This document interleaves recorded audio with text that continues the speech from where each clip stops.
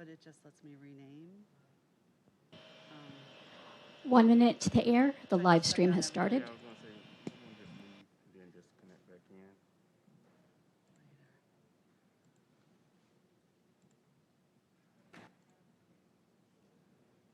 And let me check and see if it took you. Okay.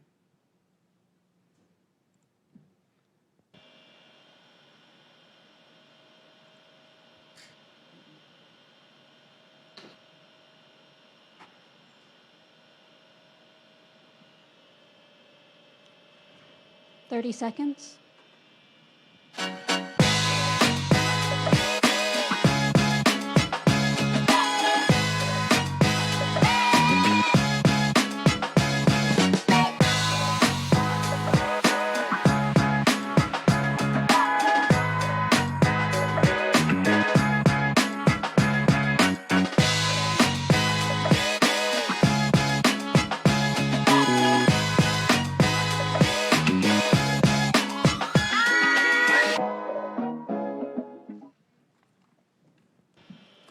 Happy Thursday, everybody.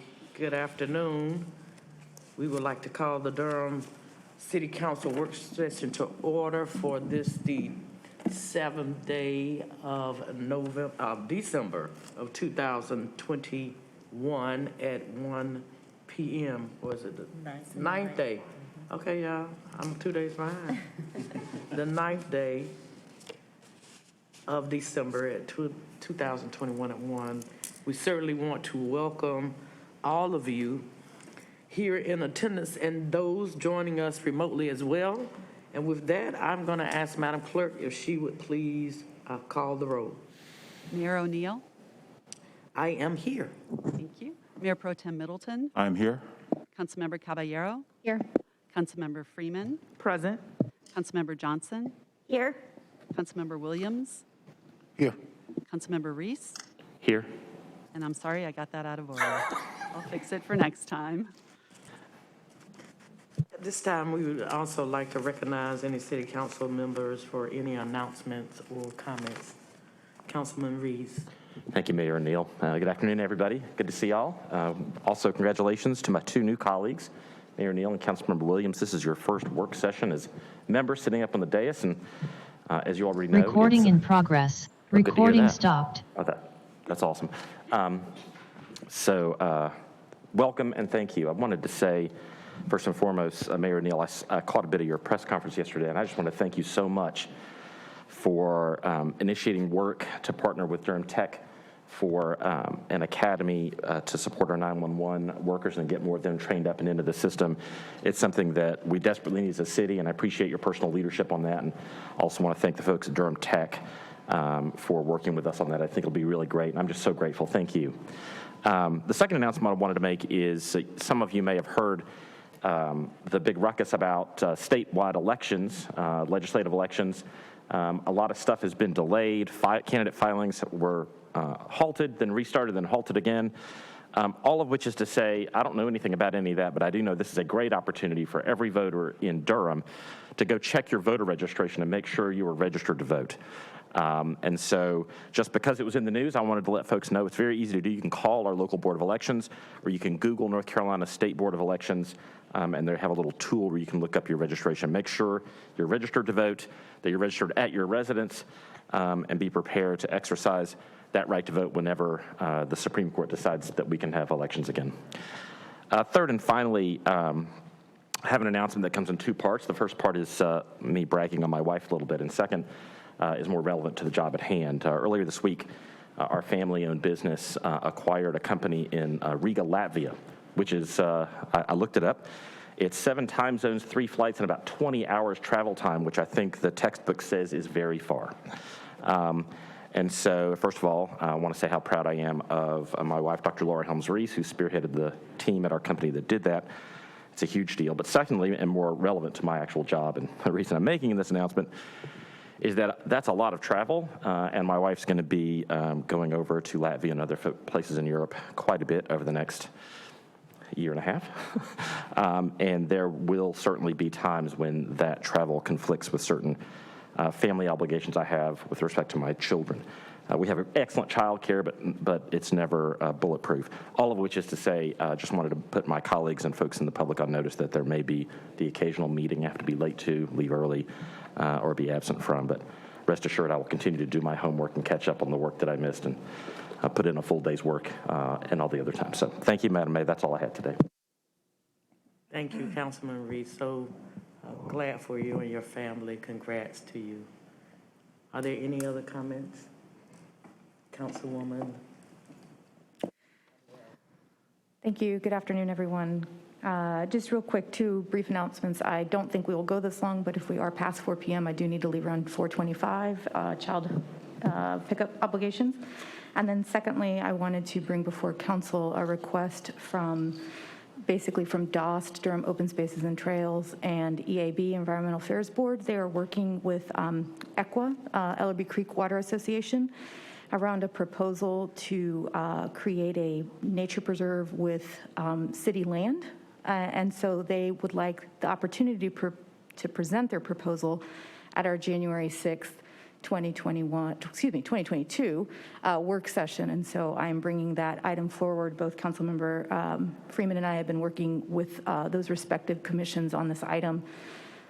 Basically, for our new folks, it's just we when there's proposals like this, there's just got to be a majority to say, yes, we're open and welcome to hear that at a work session in the future. So I'm asking for, perfect. So for staff, that would be on our January 6th work session agenda, and I have instructed those folks to send those materials to staff so that can be added to our agenda packet. Thank you, that's all. Thank you so much, and thank you for that. Are there any other comments? Just briefly, and first of all, it's great to be here. Have our first work session together. These mics are sensitive, right? For the sake of December graduates, high school graduates, there is an initiative that's available right now through the North Carolina Community Colleges. There is a program, yourhighereducation.com, where students, many of them, can possibly be eligible for $2,800 in tuition coverage for 2 years. And so I just wanted to put that out there as public information for our students here in DPS and other schools, education entities, for them to be aware of that and the amazing learning experiences that Durham Tech has to offer. Yourhighereducation.com. Thank you. Thank you so much. Anyone else? Yes, Mayor Pro Tem. Thank you, Madam Mayor. Good afternoon, ma'am. Good afternoon, honorable colleagues, to all in attendance and those who are watching at home. Let me add my word of welcome to our two new colleagues on their first work session, Her Honor, Mayor O'Neill, and to my brother and friend, Councilmember Williams. Welcome to our first work session. I had opportunity to give words as the Ward 2 councilperson, if I'm being sworn in on Monday evening. But after being sworn in as Mayor Pro Tem, I didn't have an opportunity to say a few words. So this is my first work session as Mayor Pro Tem of our city. I firstly want to acknowledge the immediate past Mayor Pro Tem who has set the bar extremely high, to our friend and sister, Councilmember Johnson, who I already put on notice will be an oracle and a ruse that I'll be calling from time to time to get advice on the job, and I'm going to thank her for her service. Your Honor, I want to thank you also for your trust and confidence in asking me to do this, and I'm going to thank my colleagues for their vote, allowing me to assume this mantle of service. One of the reasons why, Mayor, I accepted it is because I listened to you while you were campaigning talk about unity and the importance of bringing our city together.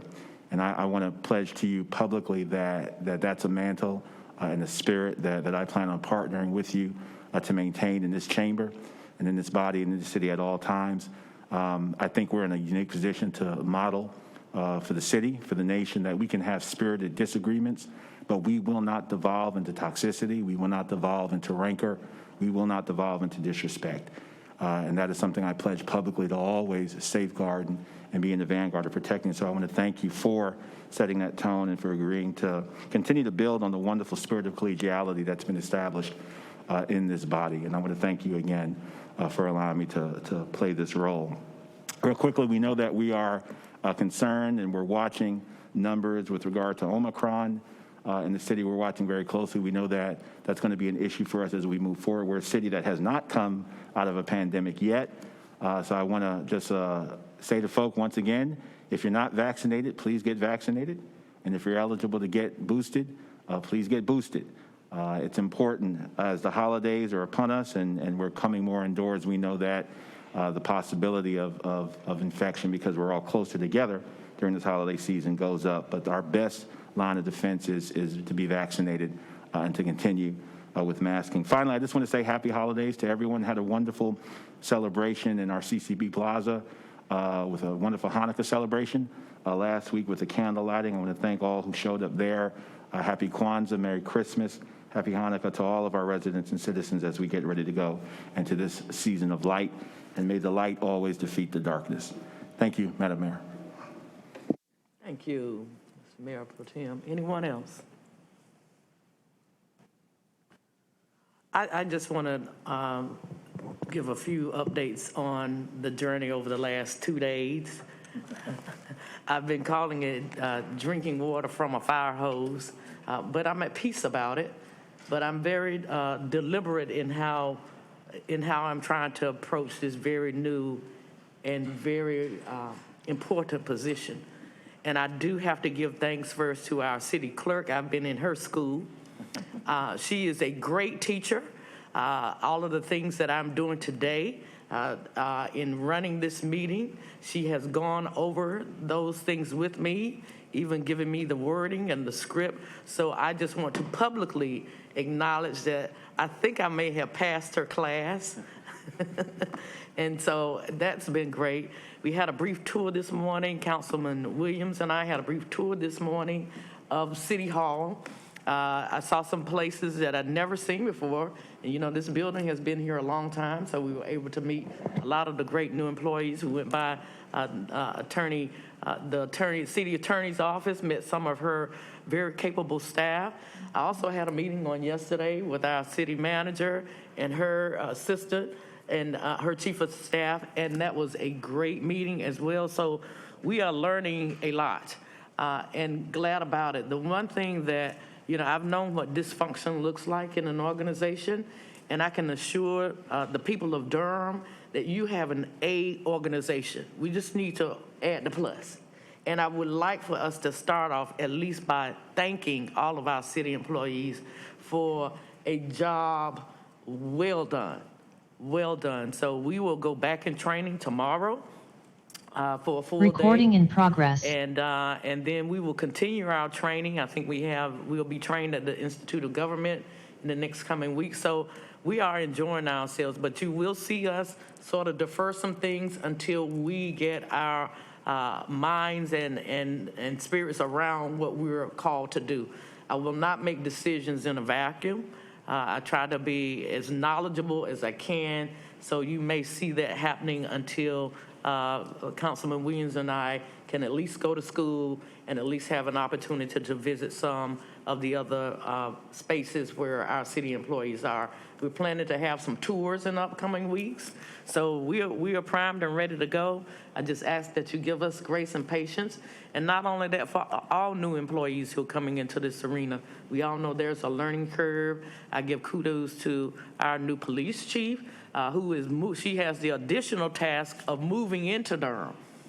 So we just ask for her to be given the space and opportunity to learn what she's doing. It's a very difficult job, and we want to be as supportive as she makes the transition in as well. So with that being said, I'm going to go back to what my teacher taught me on yesterday, and we'll look at the first order of business, which is our priority items. And I would now recognize our very able and capable city manager for any priority items.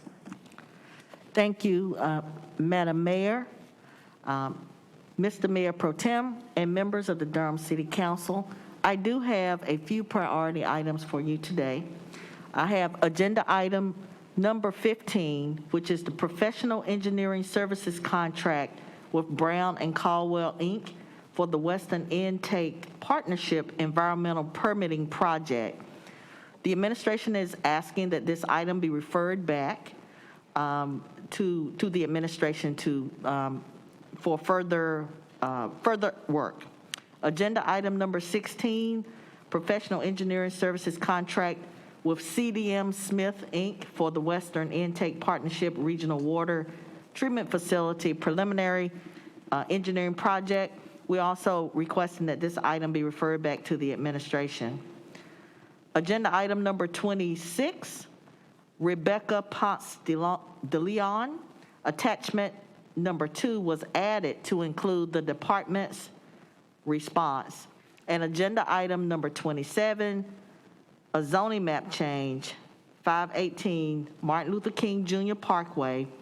A supplemental public hearing item was added as a continuation from the December 6, 2021 City Council meeting. That is all of the priority items I have for you today. Thank you, City Manager Page. At this time, I would like to entertain a motion to accept the city manager's priority items. So moved. Second? It has been moved by Councilwoman, I'm going to get all our names right in a minute, Freeman, and seconded by Councilwoman Johnson. Can I now have move to approve those priority items? All in favor, if you would, say A. Aye. Aye. Aye. And all those opposed would now have the same right. The ayes have it, and the motion passes unanimously. Thank you all. And now we'll turn to our city attorney and see if she has any priority items for our consideration today. Good afternoon, Madam Mayor, Mayor Pro Tem Middleton, members of the City Council. It's very good to see you. I actually do have a priority item, which is unusual for me, and it's not a closed session request. I actually received an amicus curiae request. The seasoned members of council have sometimes gotten this from me through email, but I think for the benefit of our newer members, it would be good to have a discussion about it really quickly. So I received an email from attorneys for Los Angeles County and the City of Los Angeles, and they are intending to file an amicus or friend of the court brief, don't have to explain that to the judge, on behalf of cities and counties in the case of the state of Texas et al. Versus the United States of America et al. So this is a case that deals once again with the federal DACA program. The states of Texas, Nebraska, Arkansas, South Carolina, Alabama, Louisiana, and West Virginia have sued the federal government, challenging the very legality of DACA. The Biden administration is defending the lawsuit on behalf of the United States in an effort to preserve the program. And this appeal is a little different than the one that we filed an amicus brief on a year ago, in that it's of critical importance to any jurisdiction that has ever supported DACA. So you all may already be aware that in July of this year, a federal judge in the Southern District of Texas issued an order and permanent injunction in the district court finding that DACA, as a program, as a whole, is unlawful. So as a result, the Napolitano memo creating DACA that originally created the program was vacated. It was remanded back to Department of Homeland Security for further action. And the only portion of the order and permanent injunction that has been stayed is the vacatur as to existing DACA recipients. So given the substance of the court's order, LA and LA County plan to join the case as friends of the court, amici, to highlight how DACA recipients have made amici's communities more prosperous and safe. They will also show that DACA does not confer work authorization and is thus not subject to the Administrative Procedural Act's notice and comment requirements, which is what the district court looked to vacate the program. At the district court level, an amicus brief was filed that included a group of 50 local governments from across the country, and locally, the town of Carborough and the town of Chapel Hill participated in that brief. The United States Conference of Mayors, the National League of Cities, the International City-County Management Association, and the International Municipal Lawyers Association, of which our office is a member, all also participated in that amicus brief. They are trying to expand that coalition for the appeal that's now going up to the Fifth Circuit, and they have asked that the city of Durham join the coalition for the amicus brief. So I am asking for instruction from the council on whether to sign off on, join the amicus brief, adding the city of Durham to these efforts. Okay, looks like I have unanimous instruction. Thank you, Madam Mayor, that is all. Thank you so much. All right, at this time, I'd also ask now to entertain a motion to accept her priority items. So moved. Second. That has been moved by Councilwoman Freeman and seconded by Mayor Pro Tem Middleton. Now we will call for the vote. All those in favor of saying, all those in favor, please say aye. Aye. All those opposed? The ayes have it, and the motion passes unanimously. Thank you. And now, I believe now we turn to our clerk. Is that correct? Good afternoon, Madam Mayor, Thank you. Mayor Pro Tem Middleton, and council members. I would like to request a priority item. I would like items 1 through 8, the board, committee, and commission and task force appointments to be returned to the administration and deferred to the January 6, 2022 work session. You have now heard our able city clerk's priority items. May I have a call for a motion for her approval? So moved. Second. Right. It has been moved by Councilwoman Freeman and seconded by Councilman Williams. At this time, Mayor Neal, could I just be heard real briefly on those items? I'm sorry? Could I just be heard real briefly on those items real quick? I just wanted to let especially my new colleagues know that item number 4, the Human Relations Commission appointment, has 1 applicant. Generally speaking, it's been my practice to request re-advertisement where only 1 applicant has applied for 1 position. However, earlier this year, we had a resident who was in that situation who was upset that they weren't approved, even though they were well qualified. And so they brought it back and we revoted and we went ahead and put the person on because one of my colleagues at that time was Councilmember Freelon, asked that we go ahead and vote on the person. All of that, I just mentioned that because it may be new to a couple of new members, that it's been my practice to vote to re-advertise in a situation like this. But if any of my colleagues says, I appreciate that, but this person seems especially well qualified, will you go ahead and support them now? I'm happy to do that. So when this comes back in the first week in January, I just wanted to let my colleagues know about that. Thank you, Madam Mayor. That's all I had. Thank you. And one of the reasons that we have asked that these items through our clerk be deferred is to allow the opportunity for Council Williams and I to actually understand all of the committees. We have a lot of committees and we'll be making those appointments hopefully in January, but that will allow us to get some context for the committees and also take a look and review the processes that you all have set in place for how that's done, and also be able to look at the information that's been given to us thus far. So I appreciate your patience and I appreciate you taking the time to explain that to us. Thank you. Thank you. Now, so I think at this point we were at the point of calling for the vote. Correct? All right. All right. So now I would ask if you would. What am I doing? You have heard the clerk's priority items. Now I would now like to call for the vote. All those in favor saying A or aye. Aye. Aye. All those opposed? Hearing none, the ayes have it, and the motion passes unanimously. We have made it through the priority items at our first work session. Thank you all. Our now second order of business would be to read the administrative consent orders,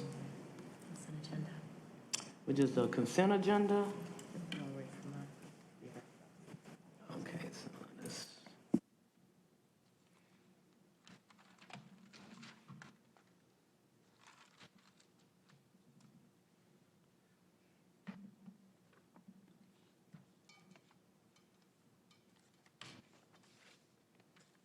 All right. So on our administrative consent orders, Item number 1, Durham Affordable Housing Implementation Committee. That appointment has been referred back. Item number 2, we can move that. Item number 2, Durham City Council Appearance Commissioner appointment. That has been also referred back.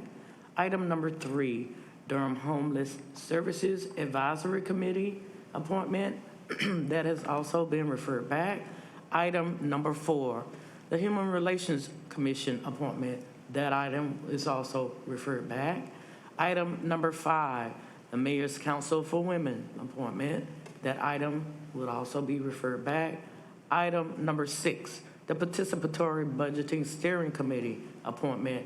That item is also being referred back. Number 7, the Racial Equity Commission appointment. That item is also being referred back. And item number 8, the Recreation Advisory Commission appointment. That item is also being referred back. And that will conclude those items under the administrative consent agenda. We now will turn to our departmental items. And we have item number 9, the annual comprehensive financial report for the fiscal year ending June 30th, 2021. And that will be a presentation at this particular time. It'll be later. At later on? Okay, thank you. And then we will have the city manager's office on item number 10, is that correct? Bob Barker Company Foundation Grant Award to support Durham's Guaranteed Income Pilot. Madam Mayor, I don't want to pull that item, but I do just want to go on record again to thank former Mayor Schul and our staff for working so hard, particularly on the fundraising aspect. I want to, as always, shout out Amber Wade and the staff who did just an incredible job in marshaling our resources and goodwill to put our guaranteed income pilot over the line. And one of our biggest hurdles was our fundraising effort. So I just want to stick a celebratory note here with this item and look forward to voting on it. Thank you. Thank you so much, Mayor Pro Tem. And we will now turn our attention to item number 11, the roadway safety improvements on Holloway Street. Mayor Neal, could we pull that item, please?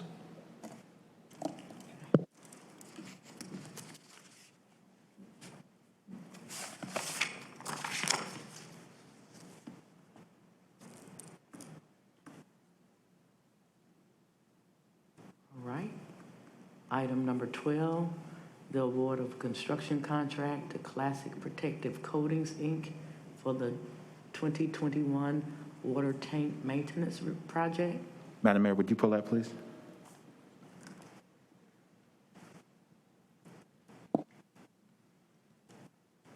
Yes, ma'am. Yes, sir. Item number 13, the award of a service contract to EMA Resources, Inc. for handling and disposal of water and wastewater treatment plant biosolids. Item 14, the award of a service contract to Hydromax USA LLC for the valve auditing program project. Item 15, professional engineering services contract with Brown and Caldwell, Inc. for the Western Intake Partnership Environmental Permitting Project. That has been referred back. Thank you so much for that. Item 16, the professional engineering services contract with CDM Smith, Inc. for the Western Intake Partnership Regional Water Treatment Facility Preliminary Engineering Project. That also has been referred back. Thank you. Item number 17, the Tar River Land Conservancy.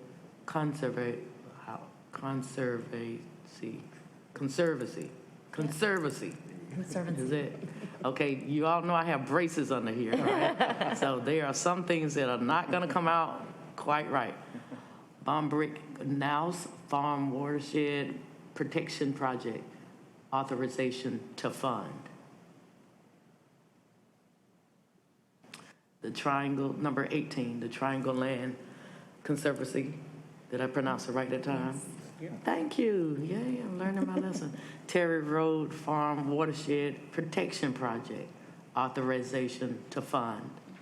Mayor Neal, I don't want to pull items 17 and 18, but I just did want to thank our staff for continuing to come forward with these watershed protection projects. Number 17 is a really important project to protect water quality in Lake Mickey, item 18 in the Little River Reservoir, both critical for our city's future growth and development. So thanks to staff, appreciate it. Thank you, Councilman Reeves. Number 19, the appointment of finance officer, deputy finance officer, and tax collector of revenue. Madam Mayor, I don't want to pull this item, but I do want to just send out a congratulatory word to the folk who will assume these positions. These are interesting positions that they're statutorily mandated positions for the city. We don't still get to hire willy-nilly. Legislature actually weighs in on these positions, but I do want to send regards and well wishes out to Mr. Hickman, David Hickman, Christine Collum, and Mindy Taylor, who will be assuming these positions, and thank them for their service. Thank you, ma'am. Thank you. Item number 20, the group purchase contract, 29 marked police sedans. Item number 21, contract renewal with Exxon Enterprise, Inc. for police body-worn cameras and in-car cameras. Item number 22, the contract with Morris and McDaniel, Inc. to conduct promotional testing and assessment services. Item number 23, revisions to the Northeast Creek Residential Septic to Sewer Cost Share Project. Madam O'Neill, Mayor O'Neill, believe it or not, I'd like to pull that item.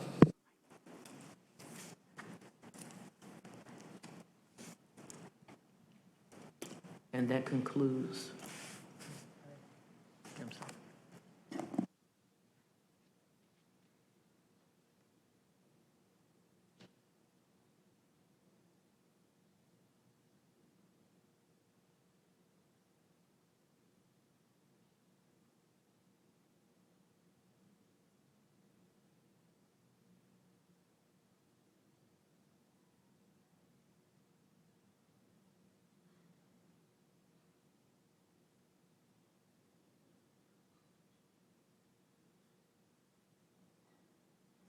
All right, we are now turning our attention to presentations, and item number 24 will be a presentation of the 2021 third quarter crime report.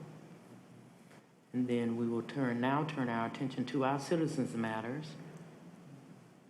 You have to call them because you also have a supplemental item that you want to announce during.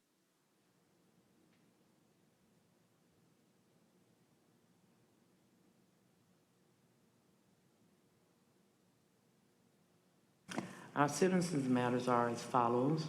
Number 25, Mr. Brandon Rich.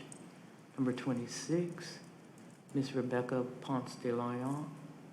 I hope I'm pronouncing your name correctly, ma'am. We will also have supplemental items, which is your city county planning department, which is number 27, zoning map change, 518 Martin Luther King Jr. Parkway. That's it. And that will conclude our agenda for today. And then you go back to hear from the citizens. All right, and we will now return to our citizens who are here to speak with us today. Mr. Brandon Rich.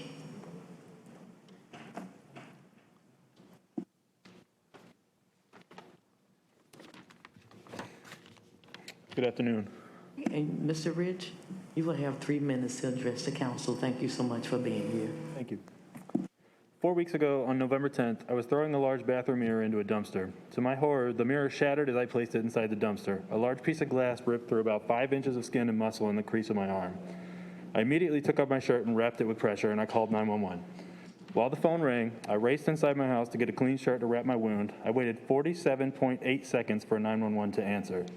Bleeding profusely and in a panic, I decided to hang up and call my neighbor for a ride to the hospital, and luckily he was available. Luckily, I hadn't hit an artery, or I would have bled out during those 48 seconds waiting for 911 to answer.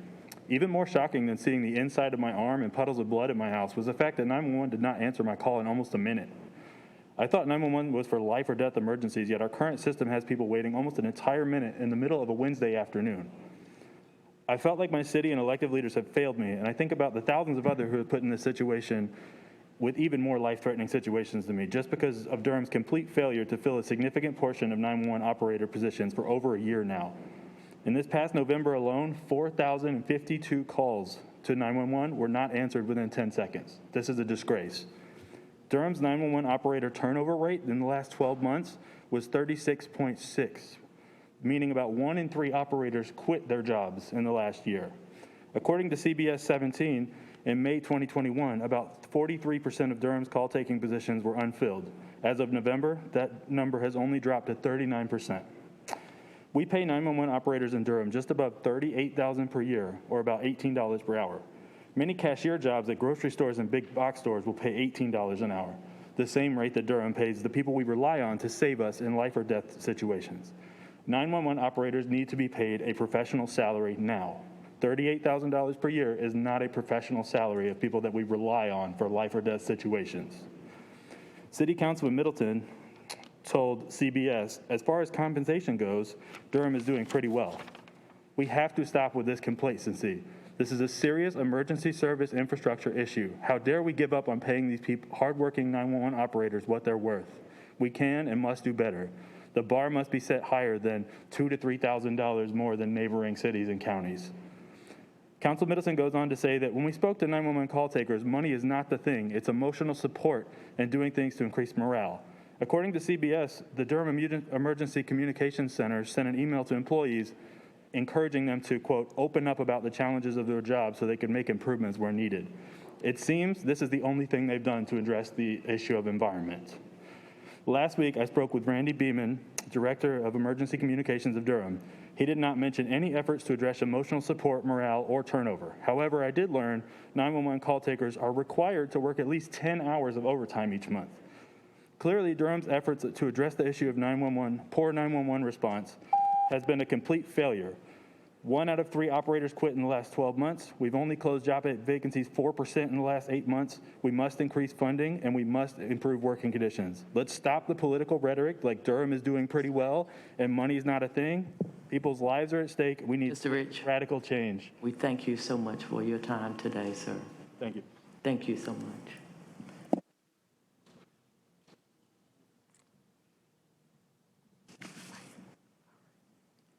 Ms. Rebecca Ponce de Leon, you would also have 3 minutes as well. Thank you for being here this afternoon. Thank you and good afternoon to you all. My name is Rebecca Ponce de Leon, and I'm here today to talk about Durham firefighters and request that they're paid a livable hourly wage. Even though the city of Durham has created an ordinance requiring that all city employees be paid a livable hourly wage of at least $16.92, almost half of Durham firefighters make less than this. These 182 firefighters are not just new recruits. Many of them are veterans to the department, and some of whom have served as city firefighters for over 14 years. As a result of low pay, many firefighters work second jobs to support themselves and their loved ones. This is in addition to the 56 hours per week they spend working 24-hour shifts away from their families. To put this in perspective, a fire recruit puts in over 800 more hours per year than non-sworn city employees because we demand round-the-clock coverage from the fire department. So how are we able to justify paying firefighters less than the citywide living wage? This goes back to that 56-hour work week I just mentioned. City Council has argued that firefighters are exempt from the livable hourly wage due to the unique nature of firefighters' work schedules. You've said it's acceptable to pay firefighters at a lower hourly rate because they work more hours. But ask yourself, would you support paying an employee less than $8.50 an hour as long as that employee was working 80 hours a week? Where do you draw the line? This logic clearly exploits and devalues firefighters' time. time spent away from loved ones, and time putting themselves in grave danger to keep our community safe. And this pay scheme frankly communicates that firefighters' time is worth less than other city employees, worth less than the time of city council members, who in October voted to increase their own pay by $10,000 a year in order to make the same livable hourly wage being denied to firefighters. Firefighters show up for our community daily to save lives and to keep our community safe. They work 24-hour shifts year-round so that they can respond to emergencies and protect Durham's residents at a moment's notice. And they've been on the front lines throughout every phase of the COVID-19 pandemic. Firefighters put their lives on the line for the residents of our beautiful city every day, and they deserve to be properly compensated for every single hour they work. Thank you. Thank you for being here today.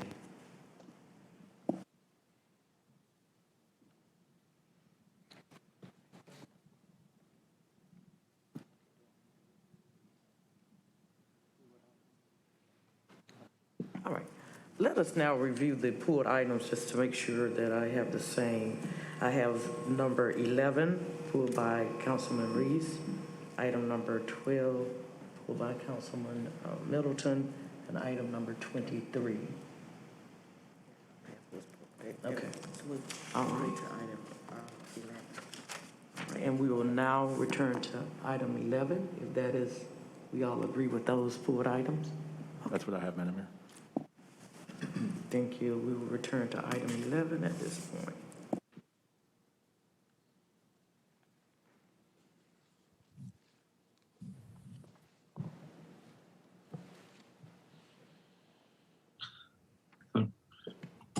Which is the roadway safety improvements on Holloway Street. Highway 98. Yes, this is Bill Judge, Assistant Transportation Director. I'm here to answer any questions that council may have about this item. Wow, you're speaking to us from somewhere else, I guess, Mr. Judge. Is that right?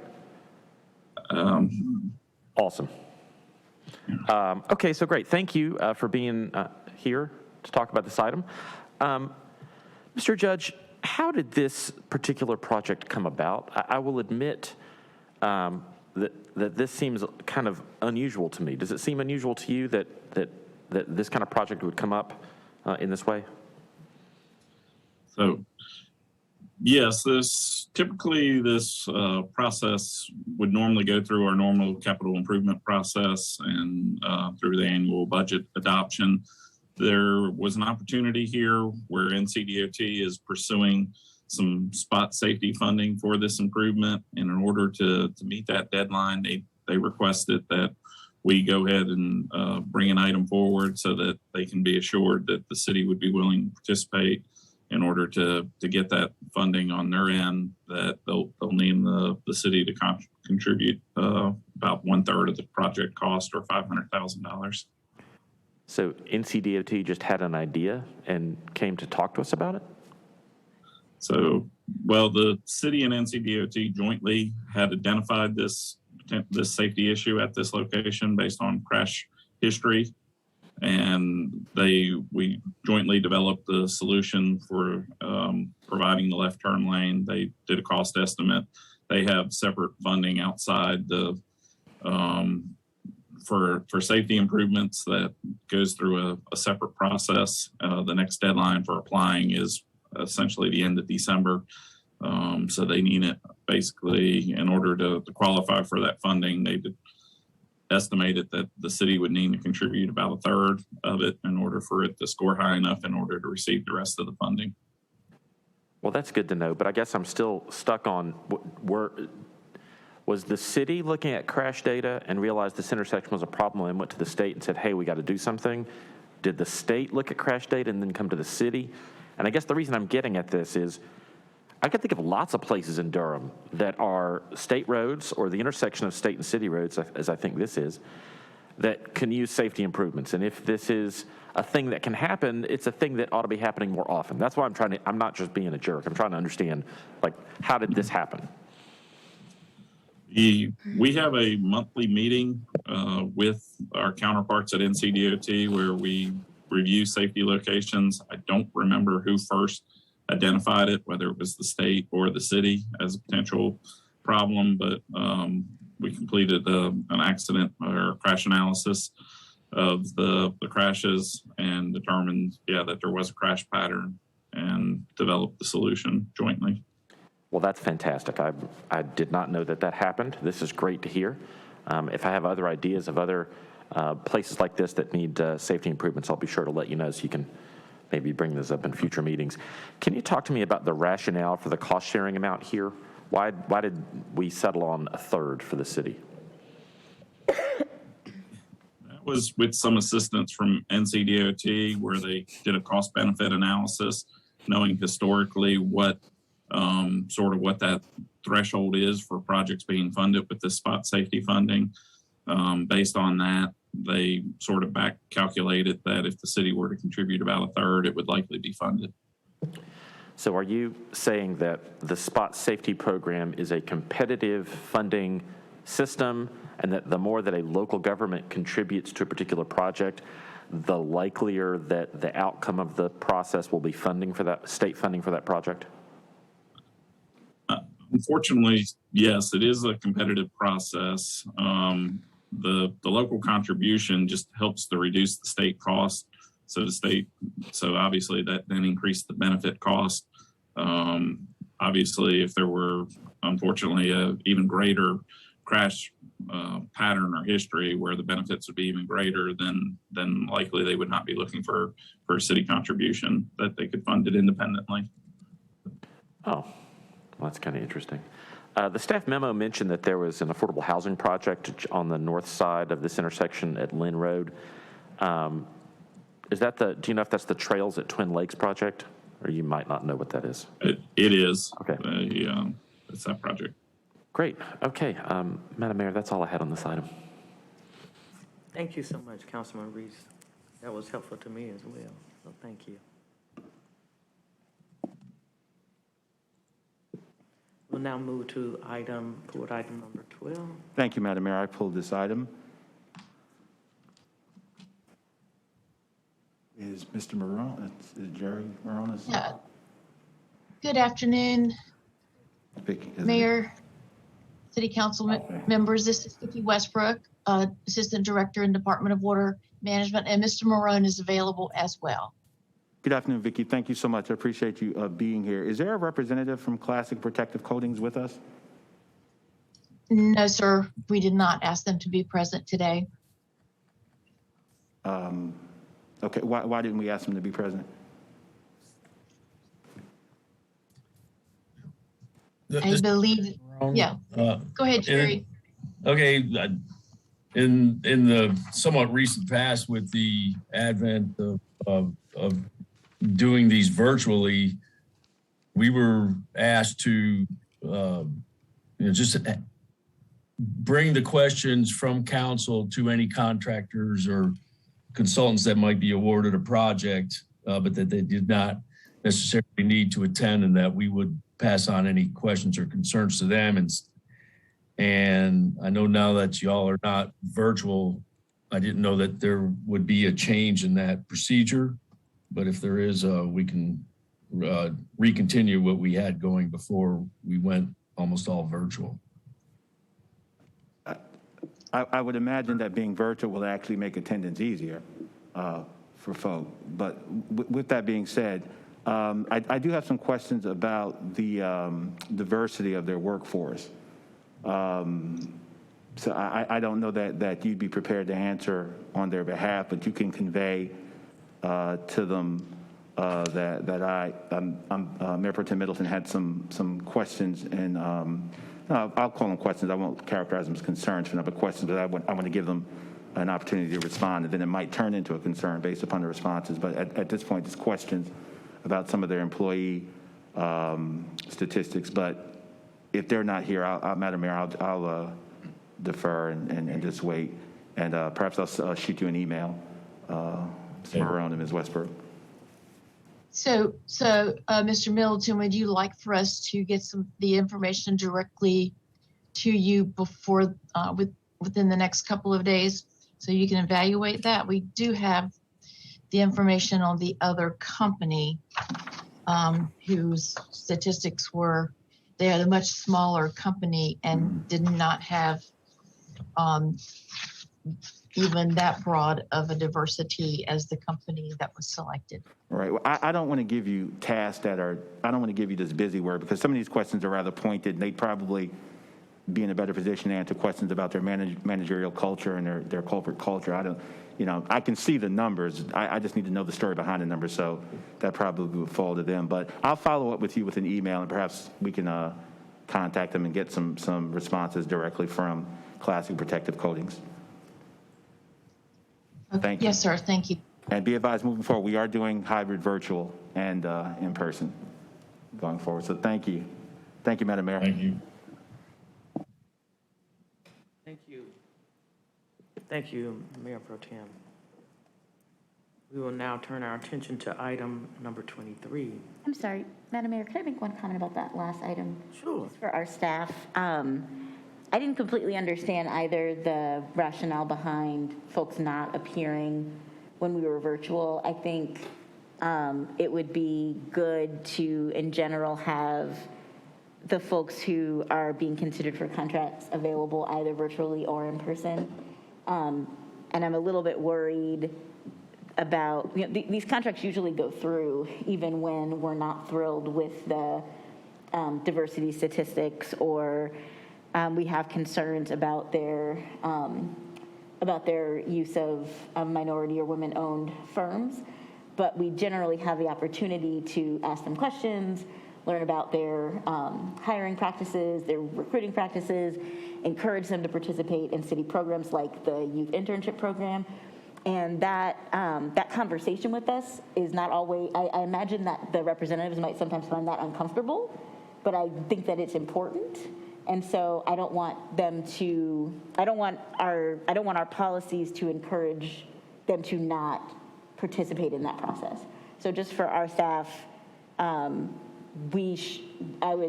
just generally, I think we should be encouraging them to come. Thank you.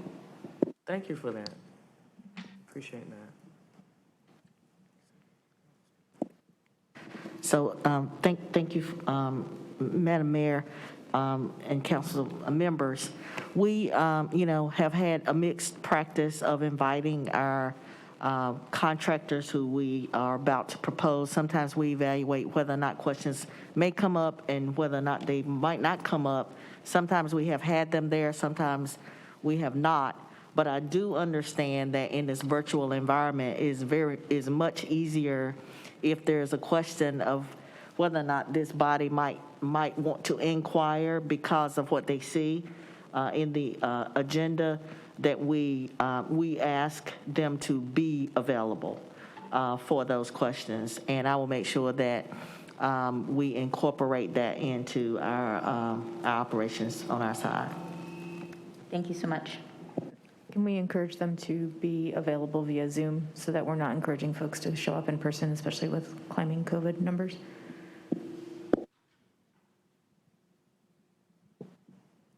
Thank you all. That was a lively discussion. I've learned a lot. Thank you. All right, we're now moving to board item number 23. That's me again. Okay.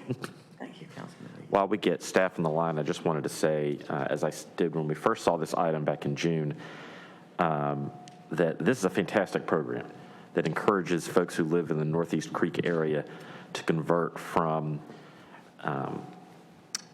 septic systems to connection to city water as a way to improve water quality in that part of the city. I think it's a fantastic idea. But I did have a question about the program. Is someone online to talk to me about it? Good afternoon, Madam Mayor O'Neill and Mayor Pro Tem Middleton and members of council and Councilmember Reese. This is Jonathan Baker with the Public Works Department. I can't seem to turn my video on, so you'll just hear my voice. Well, we'll just have to make do with your voice, Mr. Baker. Thank you for being with us. It's my understanding from the memo that we have to take action today or this is on our agenda today because the fee structure changed, I guess, with the county. And part of the program is so that the city can bear some of the cost of these fees on behalf of homeowners in the Northeast Creek area. Is that even close to correct? That is very correct, yes. We found out about the change after this had been approved in June 2021. There was a change with the way that the fees were going to be requested from the county and the city and the amount. And so this revision is to account for the county fee structure, the city fee structure, and any annual changes to that. Great, thank you. I guess my 5-year period. Awesome. So I'm getting a lot of feedback. I apologize. Mr. Baker, if the county changes their fee structure again this year, are we going to have to come back and see this again, or is there some way to incorporate approval for future changes into the item? I hate having to redo this every year if this is a thing we want to do. Yeah, that is a very good point. And I worked with the city attorney's office to draft the motion so that we would not have to come back year after year. So essentially, the way we tried to write it is so that the fees, the cost share amounts would adjust with any annual increases to the fees. Wow. Well, you're totally awesome, Mr. Baker. Thank you. That's all I have, Madam Mayor. Thank you, Thank you. Thank Members of Council. I appreciate the questions because that really kind of frames things for us. So thank you for those. Thank you for those. I am going to turn to our city manager at this point in time. Thank you, Madam Mayor and members of the council. I ask for a point of privilege to say thank you to a 8-year employee who is going to be leaving our organization to take a promotional opportunity on the West Coast.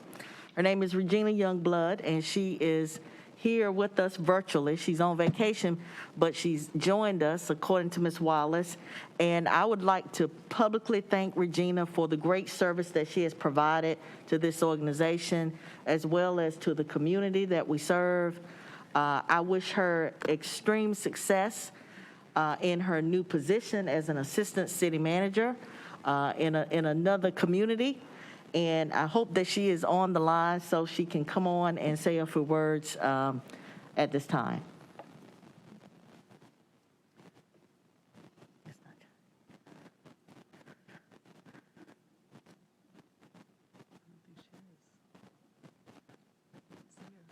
She's not there. She's on vacation.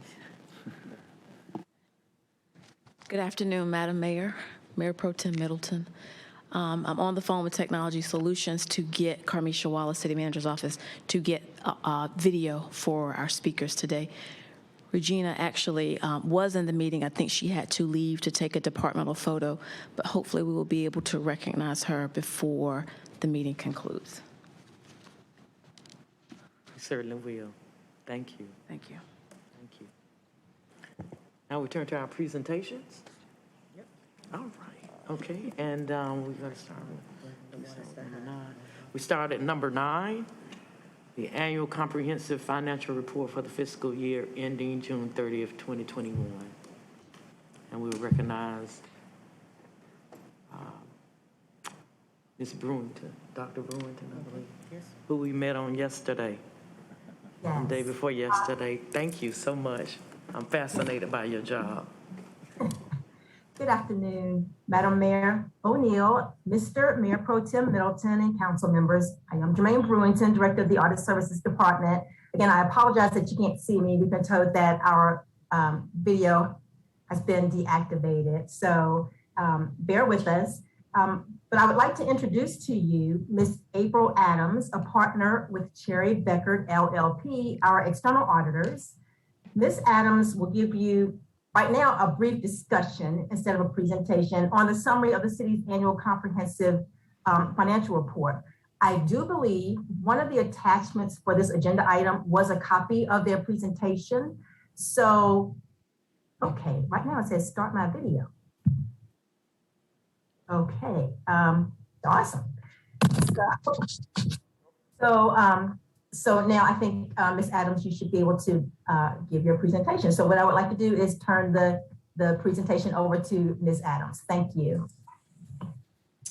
Thank you. Okay, and I believe I'm going to share my screen as well, so it should pop up here in a second.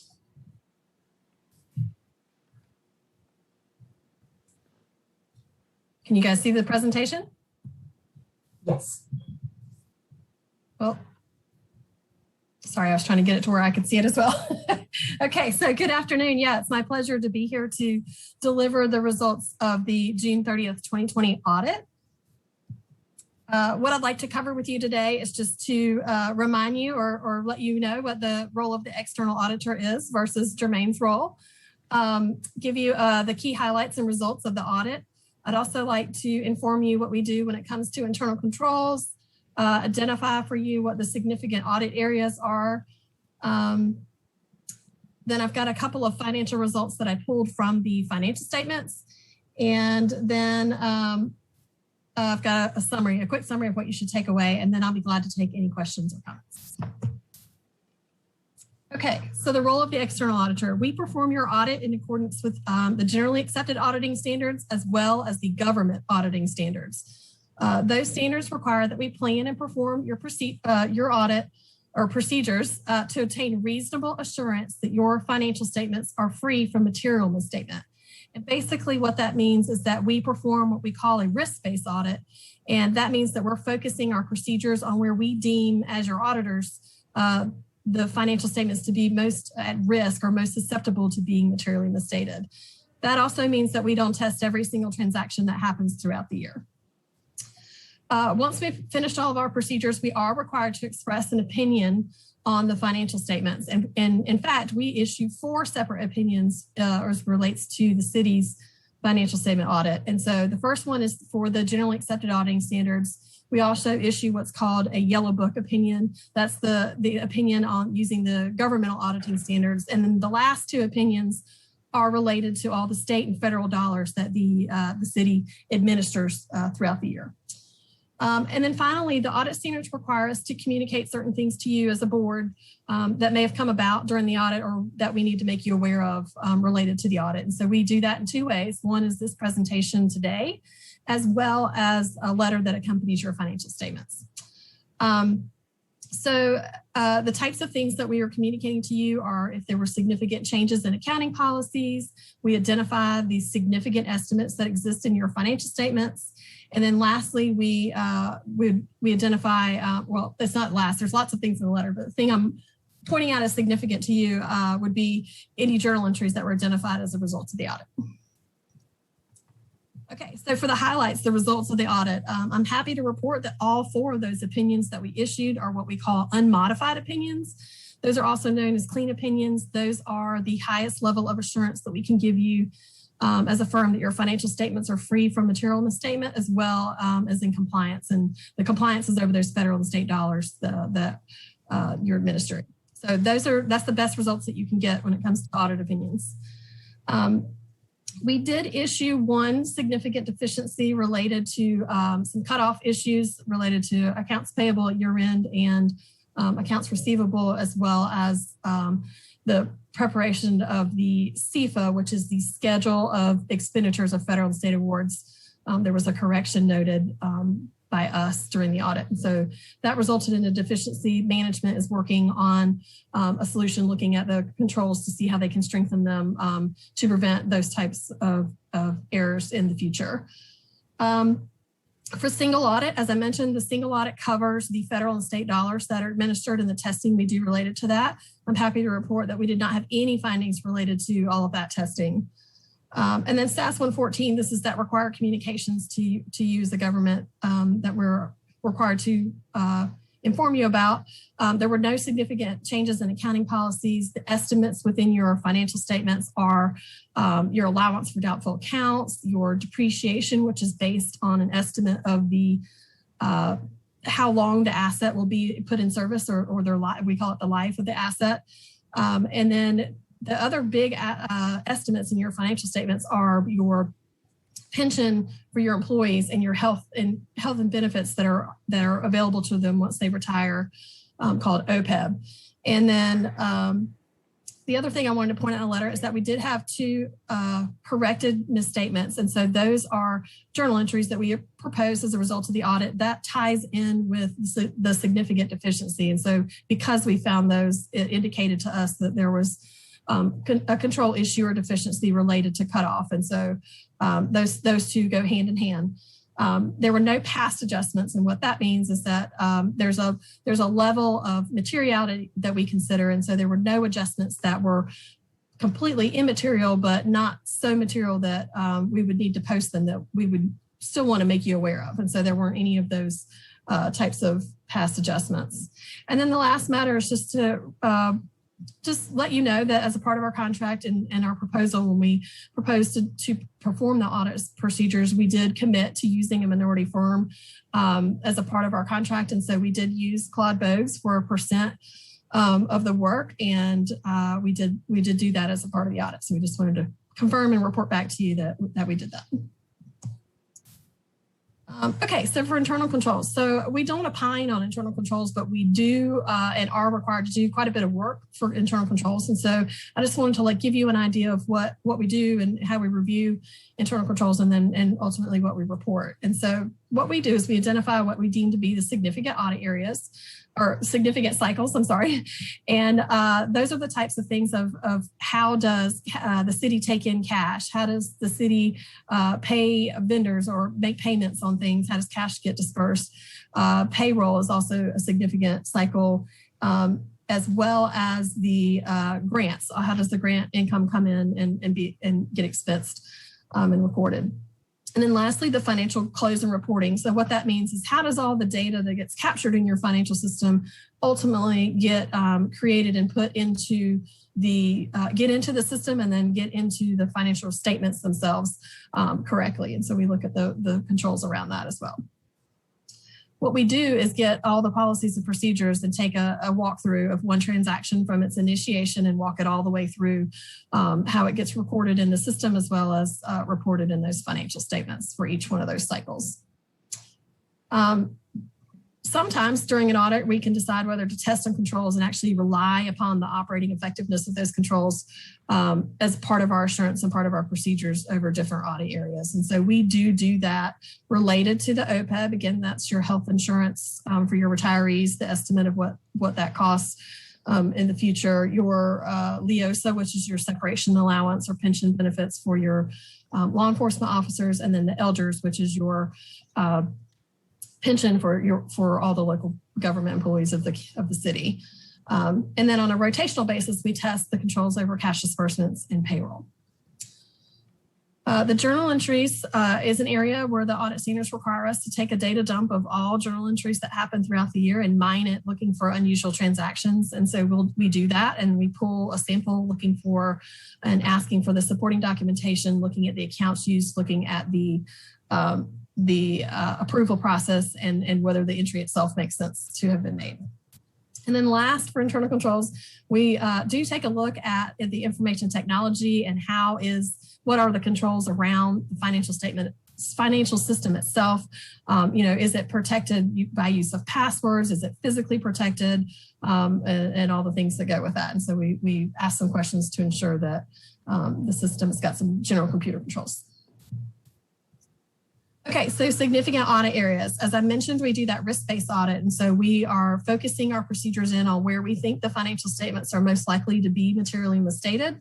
And most of the time, that's going to be areas that are larger in dollar amount, because you got to get to where they're material. And so these first 2 buckets, the green and the blue, are what we deem to be the significant audit area. And what we're doing for these is that we are testing them substantively. So we are confirming them with a third party. That's the best assurance we can get. Or we're looking at them analytically, looking at the relationships of the numbers, making sure that they're moving in the direction that we expect them to, based on what we know that's occurred throughout the year, or with in relation to each other. And then lastly, if we have to, we'll pull a test of details, which means that we're pulling a sample and asking for all the supporting documentation for that group of activity or group of transactions. And I didn't want you to think that we didn't do anything for long-term debt or some of these others listed in the orange bucket, that we just don't deem those to be as high of a risk to be materially misstated. So we are doing procedures, just not as intense as we are in the first two buckets. Okay, so significant audit areas related to single audit. We are required to follow a determination plan to figure out which of all the grant dollars that are received that we need to test as major programs, which then from there we're testing of the 14 compliance requirements, which we figure out which ones are direct and material, and we test those related to each of the programs. So you'll see here, we had quite a few federal major programs to test during the year, and then the one state program for PAL bill. And so we've tested these. And again, I mentioned there was no findings related to any of the administrations, which is really great. All right, so now we're going to move into some financial results. What I've done is just pulled some information from the financial statements. It's very high level. And this first slide is just looking at general fund. So you as a board set a budget for the city to follow when it comes to the general fund. And so this is just reporting out how did the city perform to the budget that the board set. So revenues came in $19 million higher than what was expected. And basically, that's made up of $5 million more in ad valorem, which is also property tax collections than expected. And then there was, I believe, about $14 million of that was sales tax, came in much higher than expected. And we did see that across the board for most places, cities, counties in North Carolina. And the expenditures, they came in under budget by $16.5 million. There's a couple of things going on here that caused that to be the case. The community building function didn't spend, was under budget by $4 million related to some economic development incentives that just didn't occur in the current year. And so those came in under budget. Public safety came in under budget by $6 million due to mainly some vacant positions. And then public services came in under $10 million, and that was due to some maintenance projects being delayed, mainly related to public works, the facility management and parks and rec areas. And so that is just a high level of part of the major things that caused that to be under budget. The other thing I wanted to point out was that the city appropriated the use of fund balance of $9.1 million in the final budget, which means basically they expected revenues to be less than expenditures by $9.1 million. And instead, what really happened because of these under budget and beating budget for revenues, you were able to add back $19.6 million to fund balance at the end of June 30th, 2021. Another point of interest usually is the unassigned fund balance of the general fund. You guys have a policy to maintain 6.7%, which basically makes up 2% of the general fund expenditures for the year. And so I'm happy to report that you're meeting your policy by having 29.8%. I will make a note that the LGC looks for cities to usually be around 25% as a minimum. So it's good that you're above your policy because they're looking for you to be at 25%, even if your policy's at 16.7. Another metric that gets looked at by the LGC is looking for your fund balance available as a percent. And so I'm happy to report here that you're at 40.19%. The average for cities of your size is 46%. So you're right in there with your peers. All right, and this is looking at similar information, but just for the water and sewer operating fund. Your operating revenues did not meet budget by $2.7 million. However, there was a significant amount of investment income that was allowed it to pretty much come in even at about $126,000 under budget. And then your expenditures were under budget by $3 million. And again, the same thing with the appropriation of fund balance, $900,000 was projected to be used, but you actually ended up adding back $100,000. This is just a snapshot of your capital assets in general. So you've got $2.1 billion worth of assets. In the current year, you added infrastructure of $61.1 million, land of $5.1 million, furniture of or equipment of 20.6 million. And then you've got quite a bit of capital project activity going on. So you've had $110.8 million worth of CIP.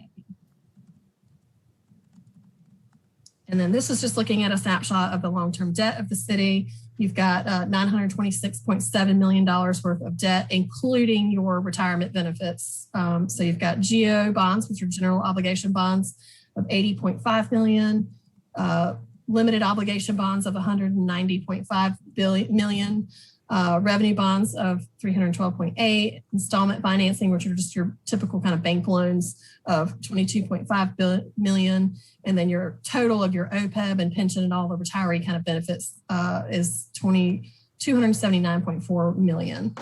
There was some transactions that happened in debt in the current year. There's new debt of $194.8 million that happened throughout 2021, but you also reduced or refunded. It was either refunding or principal payments made of $234.6 million.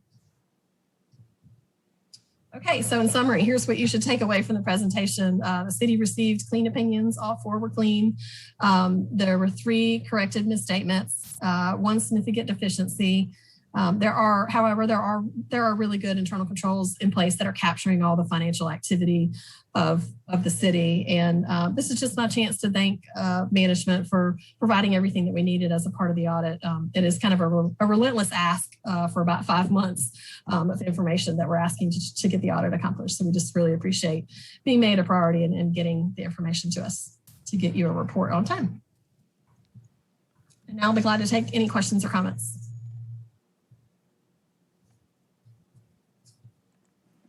Any questions?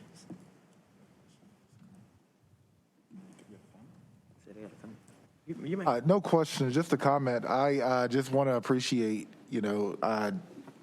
coming into a city infrastructure that's just so well put together and so well ran. It makes it easier to learn all of this information. This is impressive. This is a sizable city, a sizable infrastructure.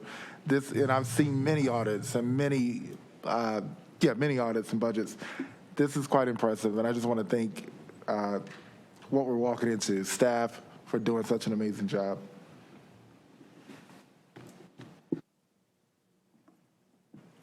Madam Mayor, thank you. First, let me fully associate myself with the comments of my colleague, Councilmember Williams. Ms. Adams, you made a comment about our management responding to relentless asks. They get a lot of practice with this council. So they are well positioned to deal with relentless asks when the audit comes along. I want to, again, echo just appreciation, Dr. Brewington, and for your whole shop and to the staff. I'm so accustomed, whenever I'm in other contexts, particularly outside of Durham, to hear folks just go on and on about Durham, how well run the city is. We're certified one of the best run cities in the country, and that moniker still is just as applicable. So let me congratulate you, Madam Manager, and to the entire staff, all of our employees that run this city so well, that keep us in the black so we can make the hard decisions and have the arguments. It's a very different argument when you're arguing from a position of financial strength as opposed to deficit. So I want to congratulate the staff. I did have one question about the significant deficiency. I was looking at the listing of federal programs, the American Rescue Plan Act, Coronavirus Relief Funds, Federal Transit Cluster. Could you give us a sense is this what we're talking about, reporting related to these programs, these areas listed here with respect to the deficiency in reporting? It really had to do with the cutoff of year end. So we look for all the expenses for 2021 recorded in 2021.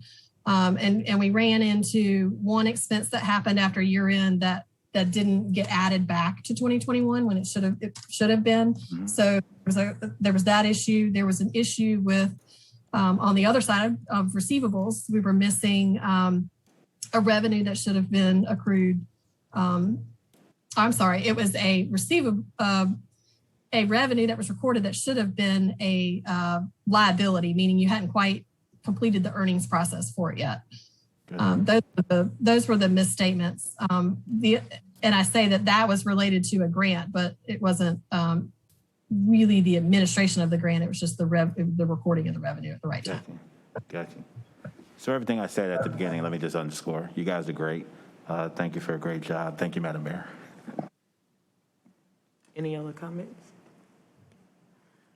I too want to echo, this is, you know, if you could see my smile under this mask, it's literally from here to here. To have a city this large with the kind of funds that come in and out, and to come away with an audit like this is absolutely amazing. You know, I congratulate you all on, this is where the rubber meets the road. This is what you call a well-run oil machine. And so I thank you to the audit department and to all of the folks that are in the department to make it happen, and to our city manager and all of you all who have done this work well. Thank you for allowing us to come into such a nice situation.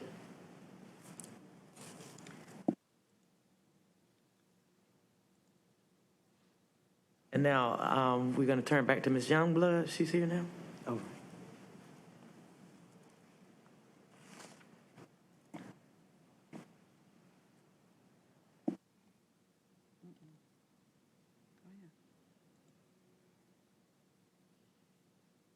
Recording in progress.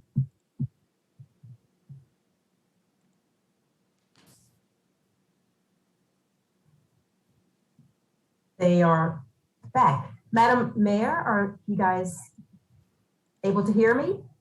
Yes.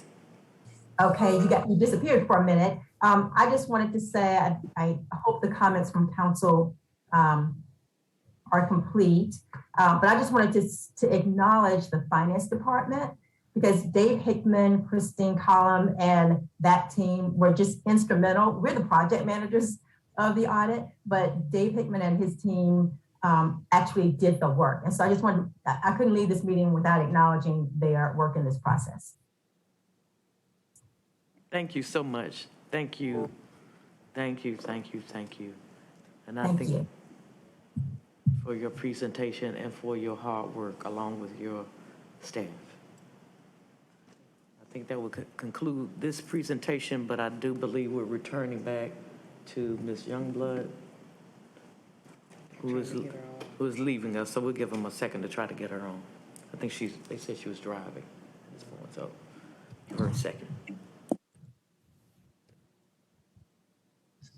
Hi, I am here looking for a place to pull over.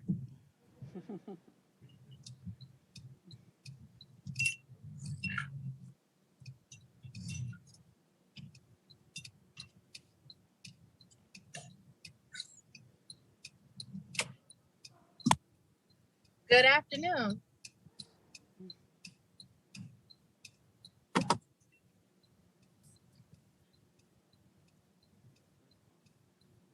Not hearing anything. Regina, can you hear us now? I can hear you now. Great, we are here.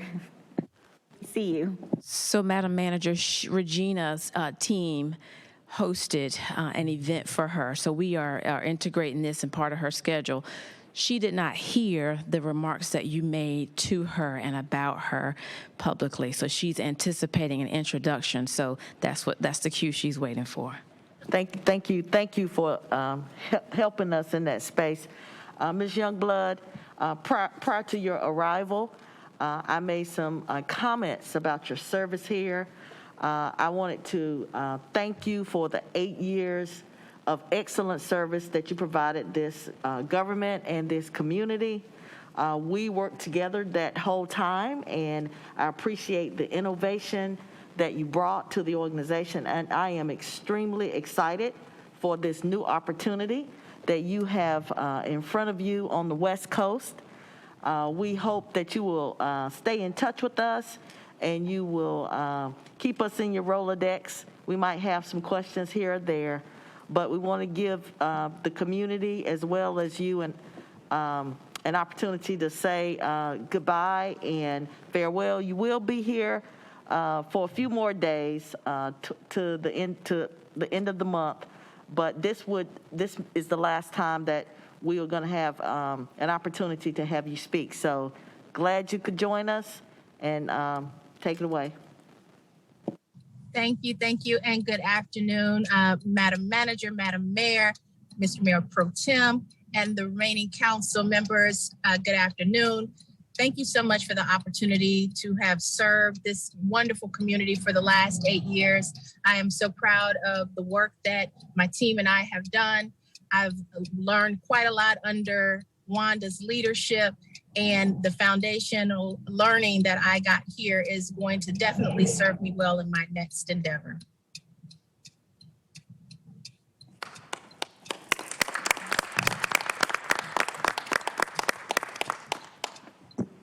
I met Ms. Youngblood on yesterday, day before yesterday, when we had our presentation. So I would thank you for your service, but I would defer to either our Mayor Pro Tem and Ms. Julian Johnson as well to give some remarks on our behalf. Thank you.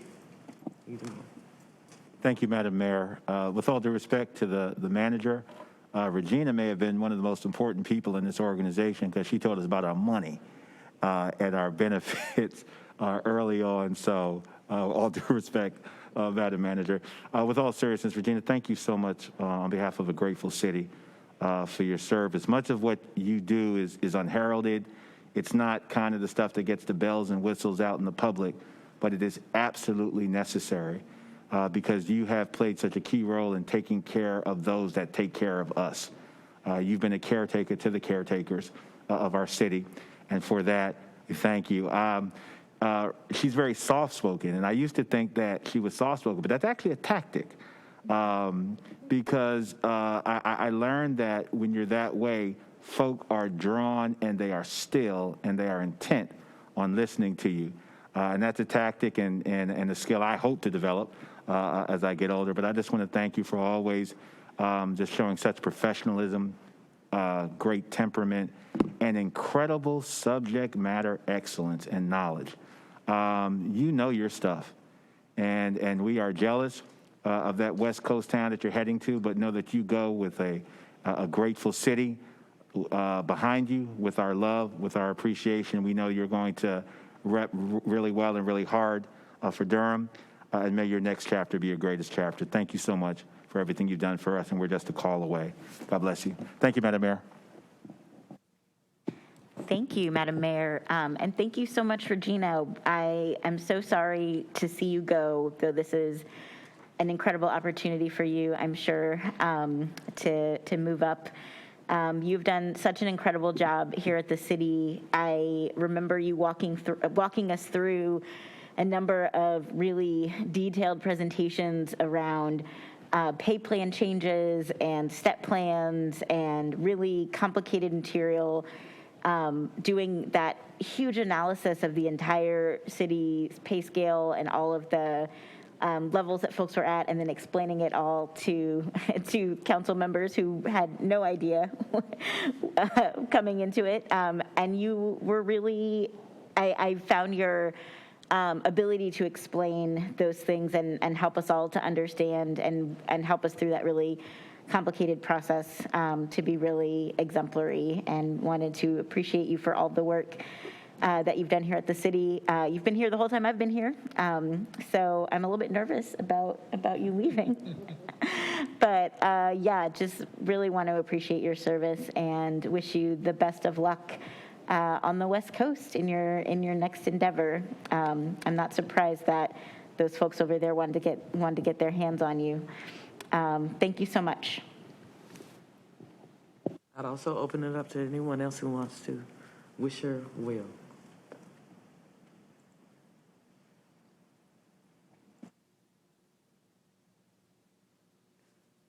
I just want to echo those comments from Mayor Pro Tem Middleton and Councilmember Johnson, acknowledging, I think that the pay study in and of itself was when I came in, and it was daunting, and I really appreciate the opportunity to learn exactly how awesome this organization is, and seeing how meticulously our staff specifically in human resources, poured over exactly who sat where and restructuring all of that job descriptions and so so many layers. I think that I had a great respect for the work, and I appreciate the work that Regina has done in leading that effort.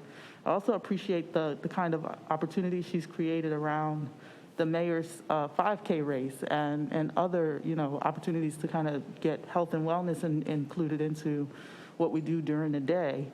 And I'm hoping that someone's going to take the mantle on that. Just acknowledging it's a great opportunity for us to get together in a very social, health-focused way. And so thank you. Thank you, Regina. Anyone else? Durham City wishes you well. We wish you well, Ms. Youngblood. Thank you so much for your service here. Thank you so much.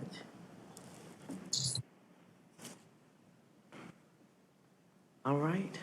We will turn our attention to matter number 24. We will have the 2021 third quarter crime report presentation from our chief. Good afternoon. Good afternoon, Madam Mayor and Mr. Mayor Pro Tem Middleton, Durham City Council, our wonderful city manager, Paige, and the rest of city staff. Good afternoon.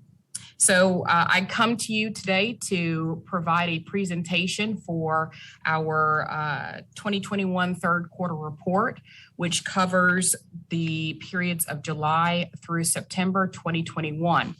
So I am going to endeavor to share my screen, and so just be patient if we have some glitches.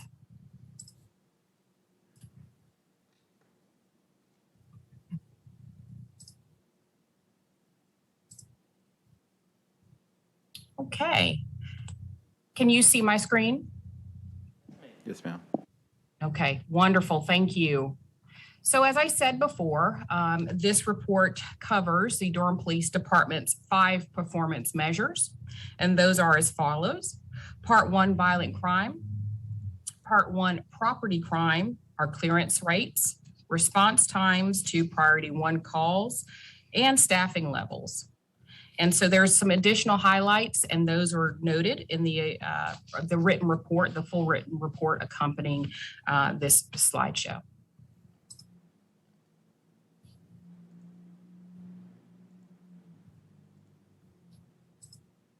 Okay.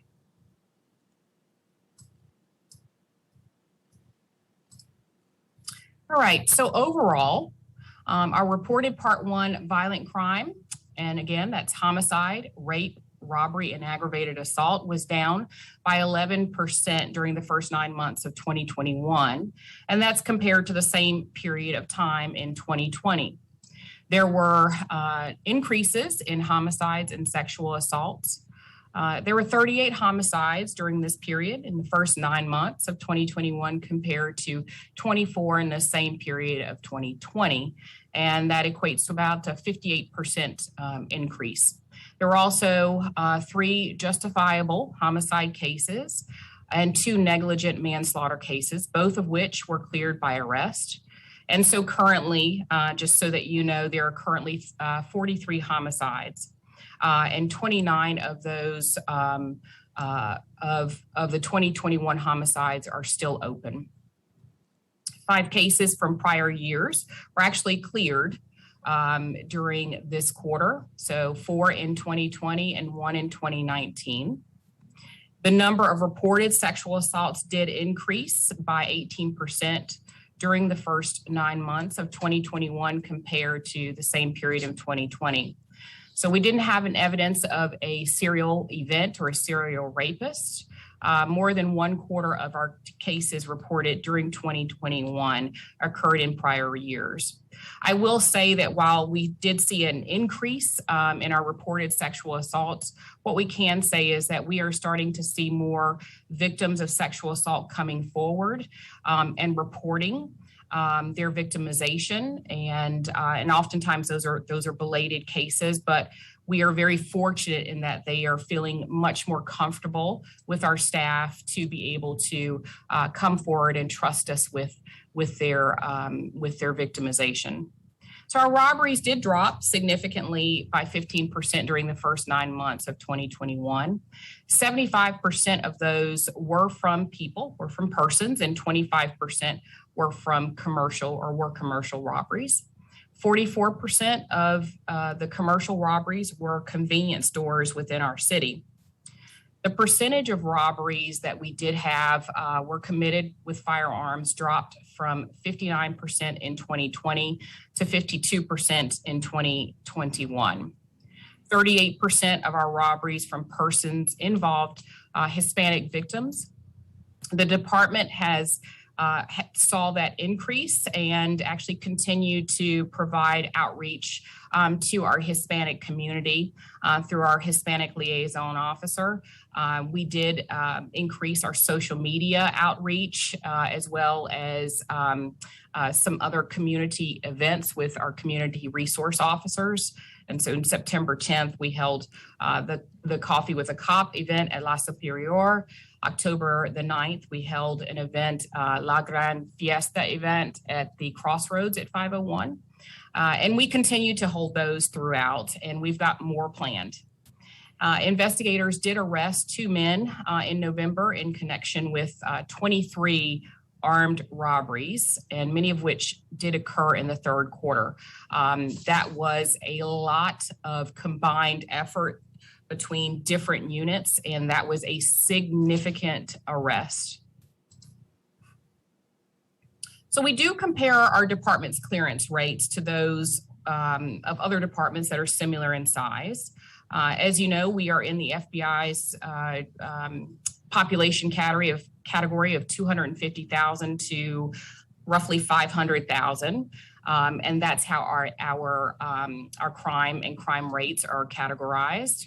The 2019 FBI statistics are our most recent ones. As you know, generally FBI is about a year or so behind in posting those statistics. So when we compare clearance rates, what we've seen is that our clearance rates were better than average for cities our size and robberies, overall Part 1 violent crimes, and all Part 1 property crimes. So those being your burglaries, larcenies, motor vehicle thefts, and overall Part 1 property crimes. However, we were worse than average. So we were a little worse in homicide, sexual assault, and our aggravated assault clearances. That can be attributed somewhat to our staffing and just the incidence of crimes that are being reported and are occurring. Our clearance rates for the first 9 months are better than our overall 2020 clearance rates in all categories with the exception of sexual assault. Our target are 23% property crime clearance and 50% violent crime clearance rates. In April, the Saki cold case backlog project was delayed by the state lab. And if you recall, we received Saki grant in 2019, I believe. It's a $1 million grant that was awarded, and we have recently been re-awarded or issued another $500,000 to continue this critical work. And we will not be receiving our lab results until winter of 2022. That is due to the Saki cold case backlog that's occurring in the state lab.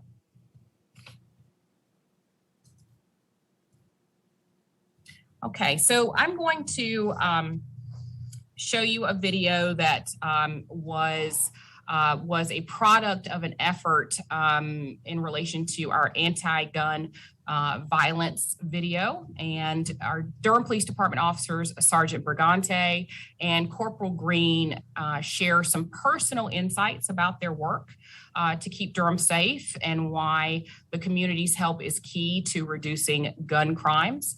And we also are fortunate to have been able to have some of our victims also making an appearance and really providing their perspective as well and how gun violence has impacted their lives. Our anti-gun violence campaign did start the first part of September and actually ran through the end of September. We received nearly 10,000 views on YouTube. by the end of September. And so we continue to run the campaign. It's available on YouTube, but also on Facebook as well.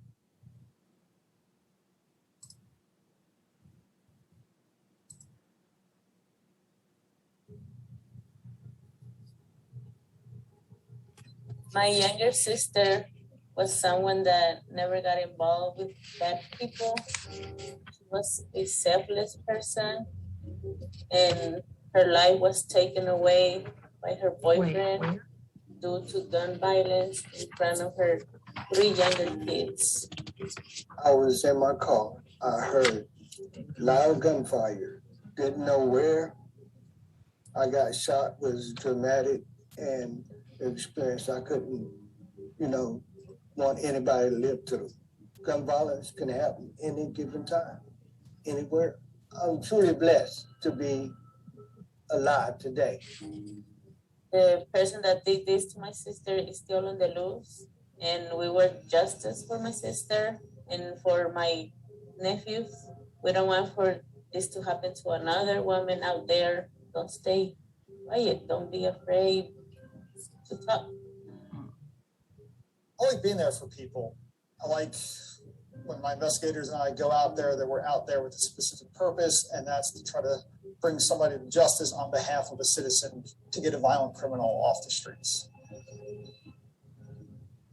I'm born and raised in Durham. I still have family members here, classmates, friends. It's personal for me. We see on the news constantly the numbers of shootings is in the hundreds. Last year it was pushing 1,000. So you would think that around every corner there's somebody with a gun ready to shoot. But through our investigations, we've learned that the percentage of the population that's committing a lot of these shootings is very low compared to the number of shootings we're actually having. Members of the community can help make it safer. If they've seen something in their neighborhood, please call us, let us know. There are creative ways to be able to solve crimes, and that's through anonymous information through avenues such as Crime Stoppers. Getting that information in the hands of police and investigators, it's critical, because a lot of stuff we can have ideas of what happened, but if we can't prove it in court, justice isn't going to be served. Just give us the information to help point us in the right direction.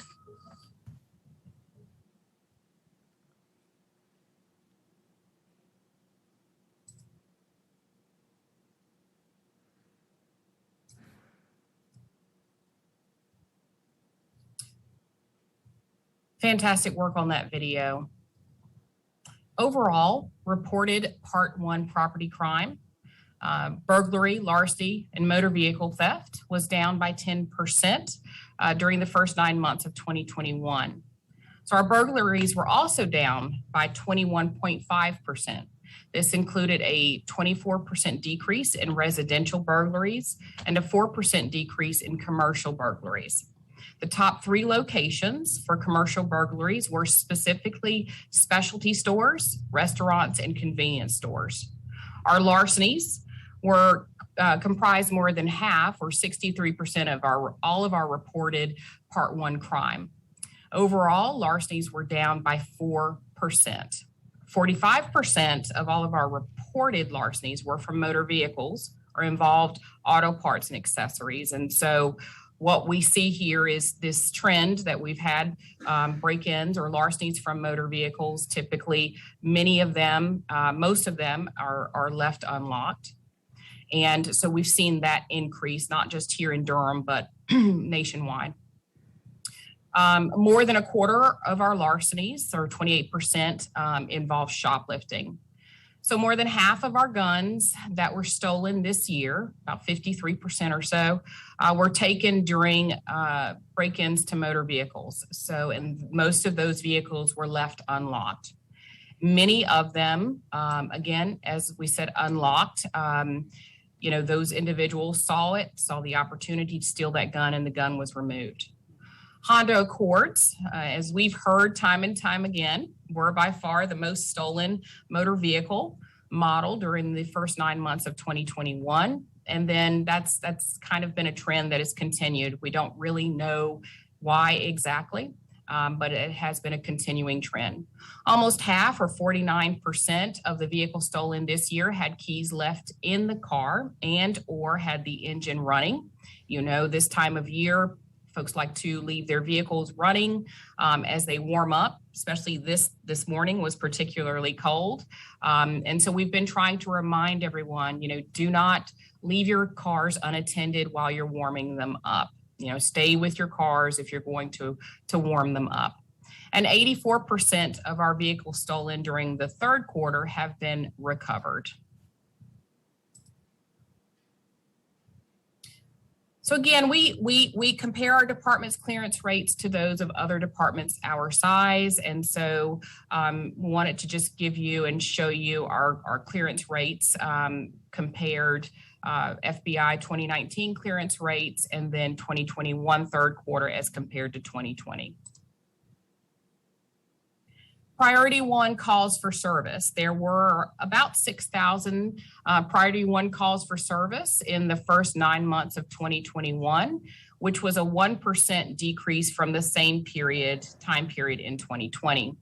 Our average response time was 6.2 minutes.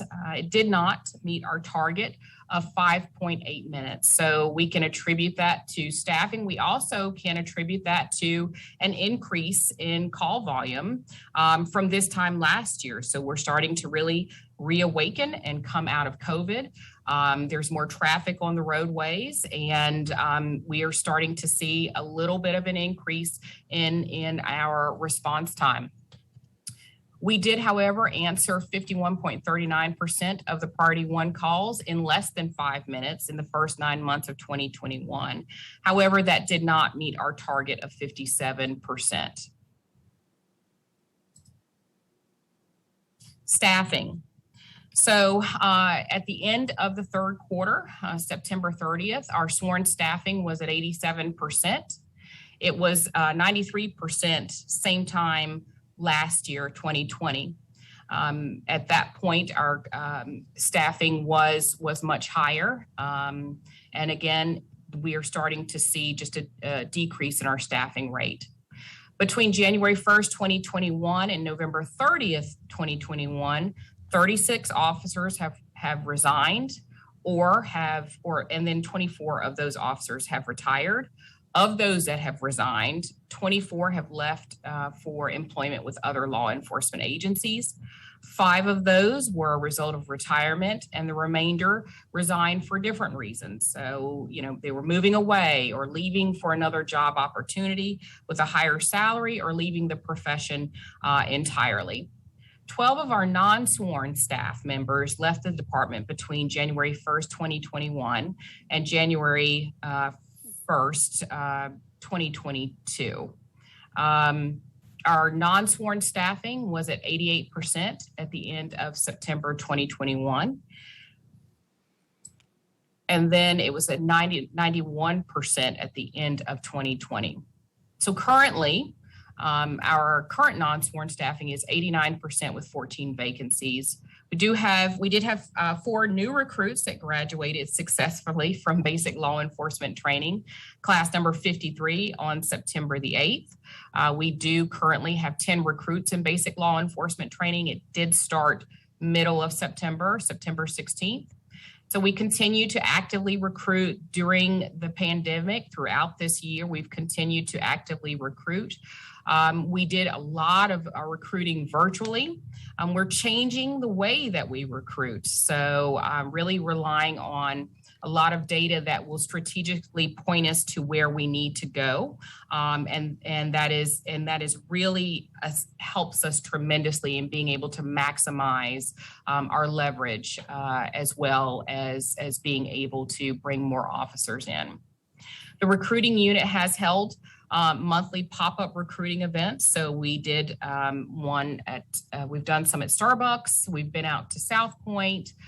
We are going to be tapping into our resources with our local colleges and universities, as well as looking at recruiting from current basic law enforcement training classes at technical colleges.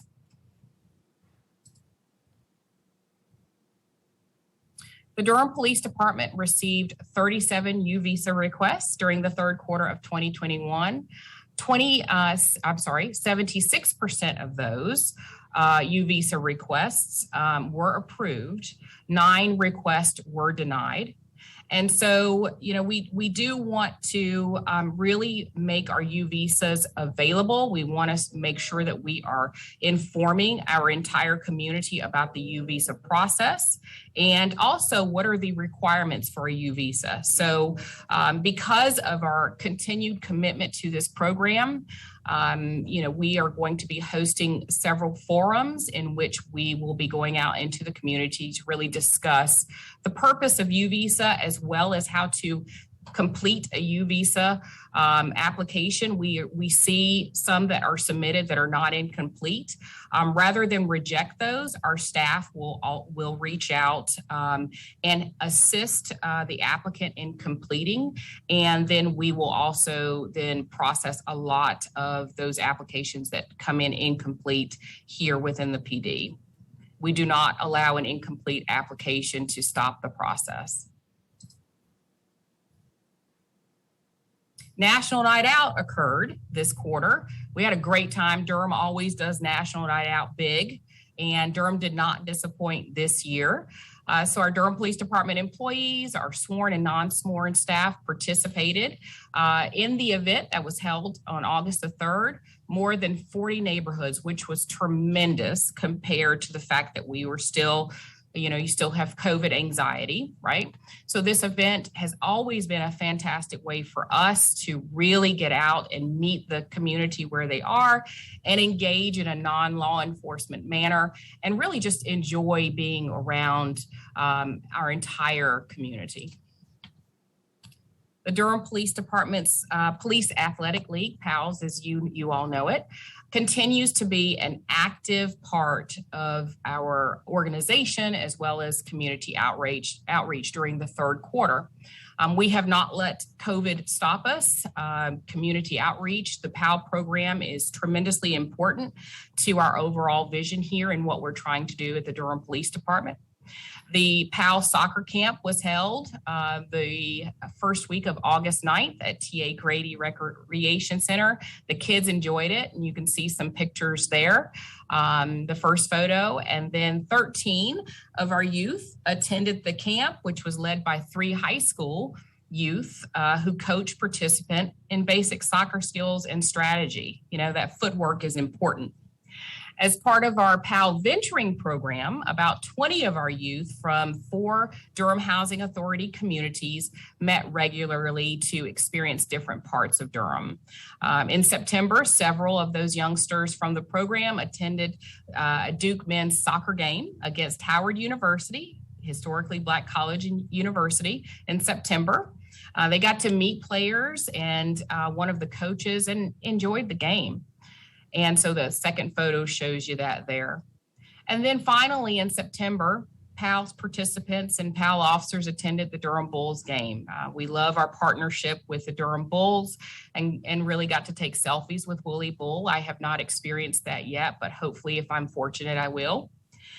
During the third quarter, PAL also held basketball camps, sessions, golf classes, baseball camps, girls camp, which is a collaborative effort with Neighborhood Improvement Services. That also started during third quarter. We continue our outreach with participating in several outreach programs during the third quarter. On September the 18th, officers from the Community Services Division and employees from the Durham Parks and Recreation held a bicycle rodeo at Walltown Recreation Center. You got to know how to ride a bike and how to ride it right. And one of the best ways to do that is to have a little fun while learning those lessons with our officers. Stations were set up and Durham Police Department officers taught our kiddos about basic bike maintenance, how to properly brake, overall bike safety while riding your helmet and fitting your helmet, and bike use.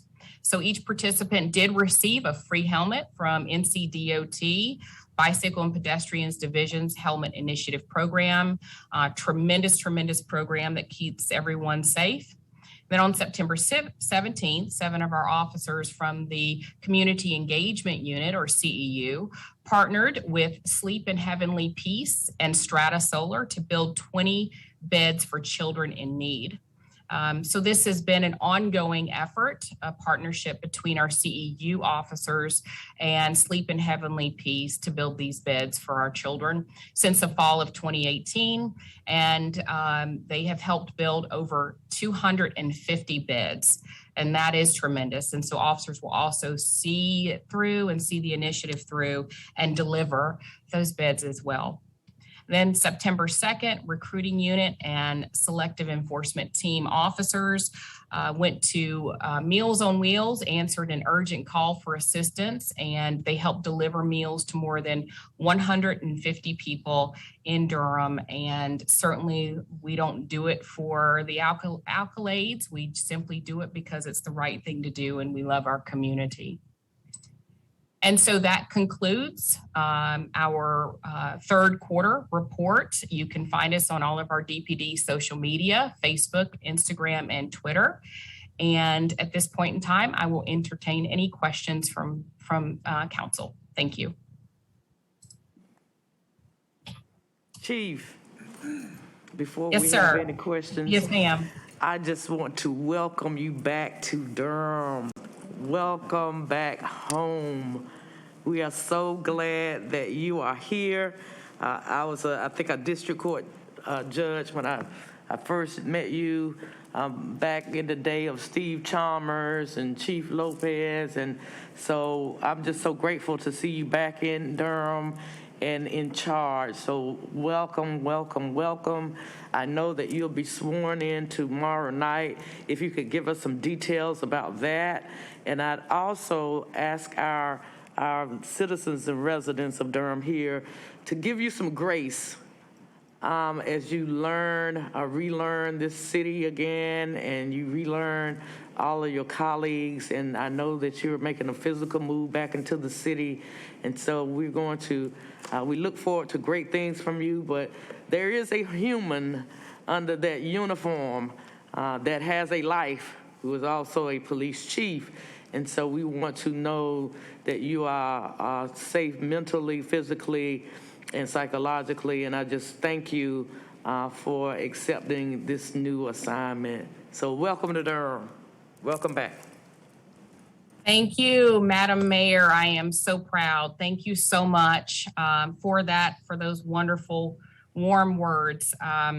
It is, I did watch your press briefing, and I want to tell you thank you. Just thank you for your words and just for being so very real. I connect with you on so many levels.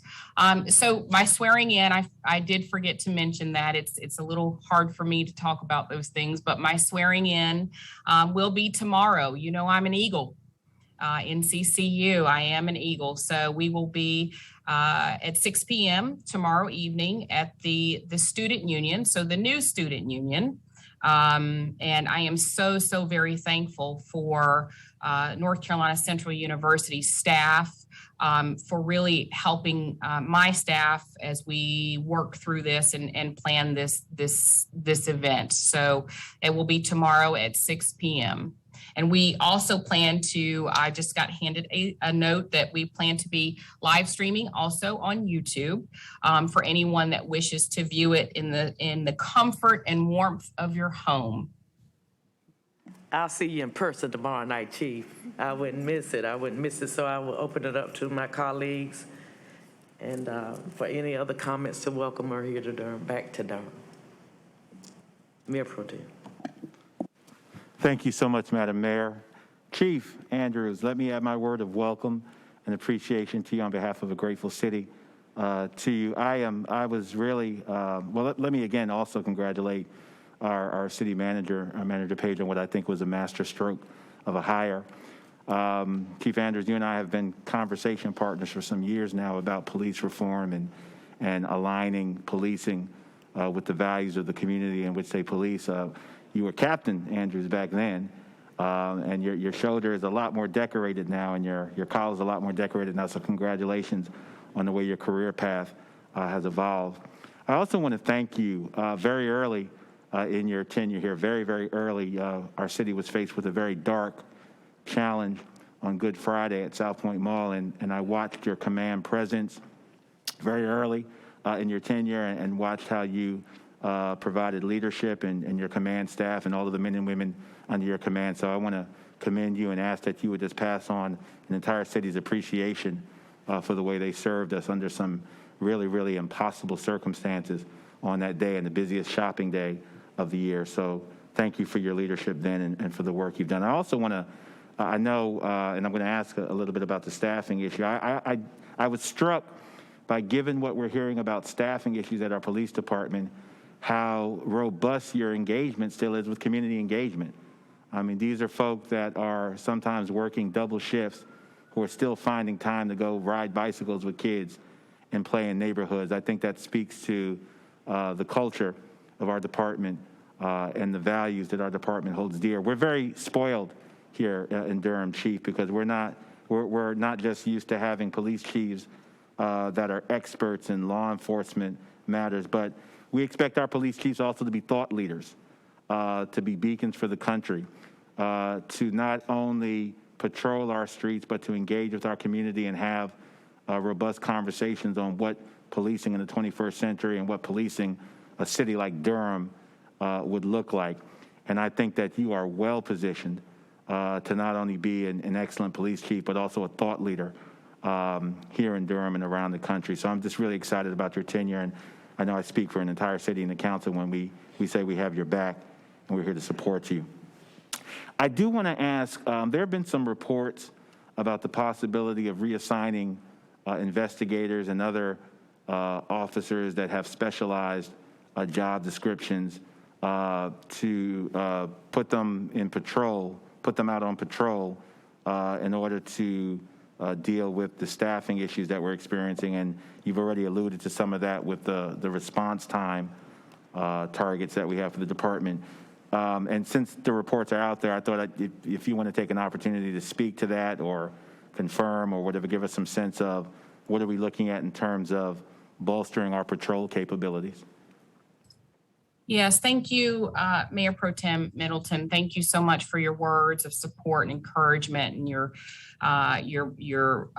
just the graceful way in which you hype us up. So thank you for that. And I'm actually very glad you asked that question.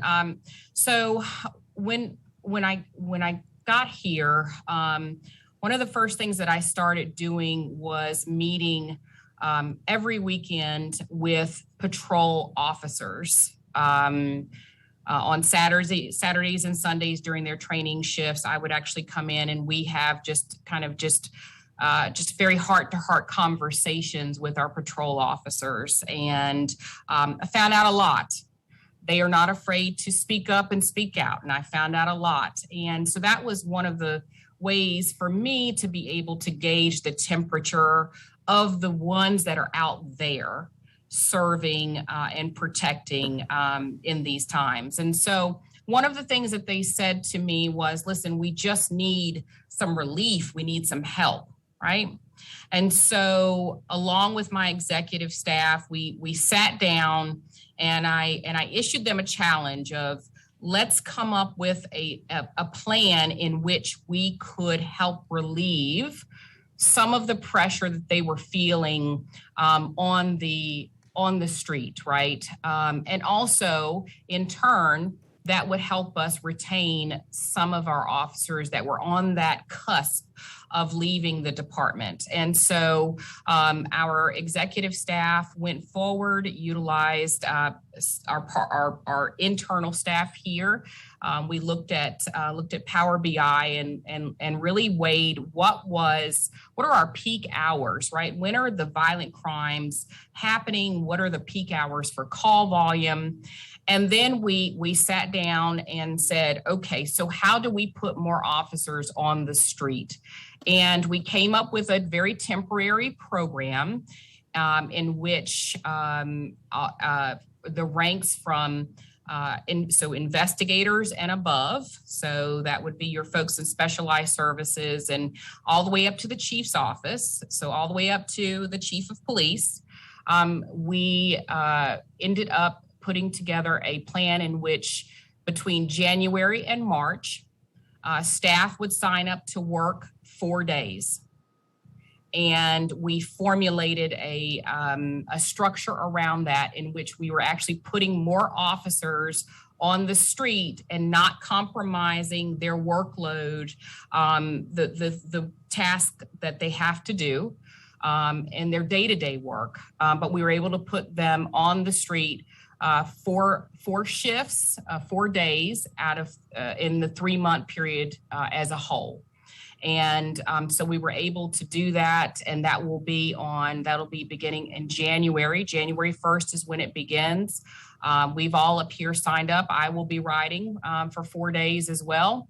And so we're looking forward to that, but we're really looking forward to being able to relieve some of that pressure while we start to really get the momentum going to retain our officers and recruit officers as well. Thank you for that. So the chief of police might be in a patrol car pulling up beside us at a red light? Yes, sir. I will be. I told them, I said, I no longer, I don't type as well as I used to, but I can check in on a call from time to time. So yes. So you'll see me out and about. Well, we appreciate your willingness to do that. And thank you so much for those dates and for kind of giving us a primer on what that initiative is going to look like. So we're going to have a report come before us, I think, in early January about compensation for our officers, for our first responders. Besides money, is there anything else that you need or that you think we can do or should be doing to bolster our recruiting position here in Durham? Not just to get bodies, but to get excellent people that will police according to our values, who are top of the class. That's what we're used to here in Durham. But besides money and pay increases, is there anything else that you think the council should be aware of in these coming months? So I would say support. Just saying the words that you've said today, you will never be able to fully understand how much that means to the rank and file, how much that means also to our non-sworn staff. Just those words that you said today, it means so much. And I wish I could fully put that in words and describe that. But I will also be working closely with Deputy City Manager Ferguson, as well as Manager Page on a long-term initiative to maybe help identify some more, kind of internal things that we can put in place, and also maybe some external needs that would help us retain and recruit. So that will be more to come on that one, but I will tell you, it's just the support means a lot. Well, thank you for that, Chief. And we know that the honeymoon period is very short. You come in at a very challenging time, not just for Durham, but for our country. As we're coming out of COVID, and we noticed us numbers trending upward in violent crime nationwide. My final question is, and this comes, folk talk to us all the time, residents and citizens, as they should, as their elected leaders, and anecdotally, and I'm wondering if you can speak on it, anecdotally I'm hearing that, and even from some patrol officers, actually, I'm hearing that we're finding that the caliber of weapons that are being employed on our streets are getting bigger, the type of weapons that you're facing and that you're recovering. Are you finding that? I know you've been here for a minute, you're still unpacking, but are you finding the lethality of these weapons and the caliber of the weapons to be more impressive than they've been in the past? So what I can say is that the sheer number of weapons that are out there is staggering. The number of weapons that we are seizing on routine traffic stops. I do know that there are high-powered weapons out there. That is a fact. But I think now it's just the magnitude that are out there, that are available, and people are carrying them, and they're using them to commit these crimes without a second thought. So that's really what I would say to you on that. I don't have the caliber and what types, but I know that we are there's a lot of weapons out there. And just to be able to seize the number that we've seized on mostly traffic stops is significant. Well, Chief, I'll end here and allow my other colleagues to get in. But again, thank you so much for your report today. Congratulations again on your assumption of command. Please pass on our regards to all of the men and women under your command, and we're here if we need you. If you need us, we know we'll be talking many more times again. Thank you, Chief. Thank you, Madam Mayor. I yield back. Thank you, sir. Is there anyone else? Councilman Reese. Thank you, Mayor O'Neill. Chief Andrews, welcome. You did a great job on your first crime report as our new police chief. I've seen a handful of these over the last 6 years, and I think you did a fantastic job.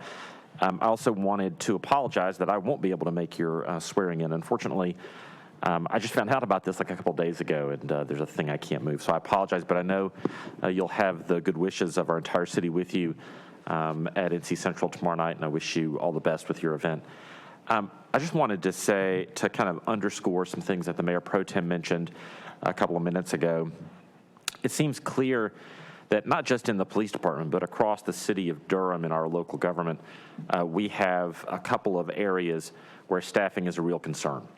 And I want to thank the Mayor Pro Tem for identifying the very real problem in our public safety departments, especially the police department. And you, in your report, you identified the staffing concerns. They're very real. Every member of this council understands that. And so we're going to have to do some things to try to make these positions a little bit more attractive in the marketplace. And I think every member of the council understands that something's got to give there. It doesn't really matter if crime is down 11%, which, by the way, is remarkable. I pulled last year's third quarter report. Violent crime was up 23% when we heard from the department in the third quarter report last year. So this is a pretty great report from that perspective. But obviously, more people are dying in our city, and response times are increasing.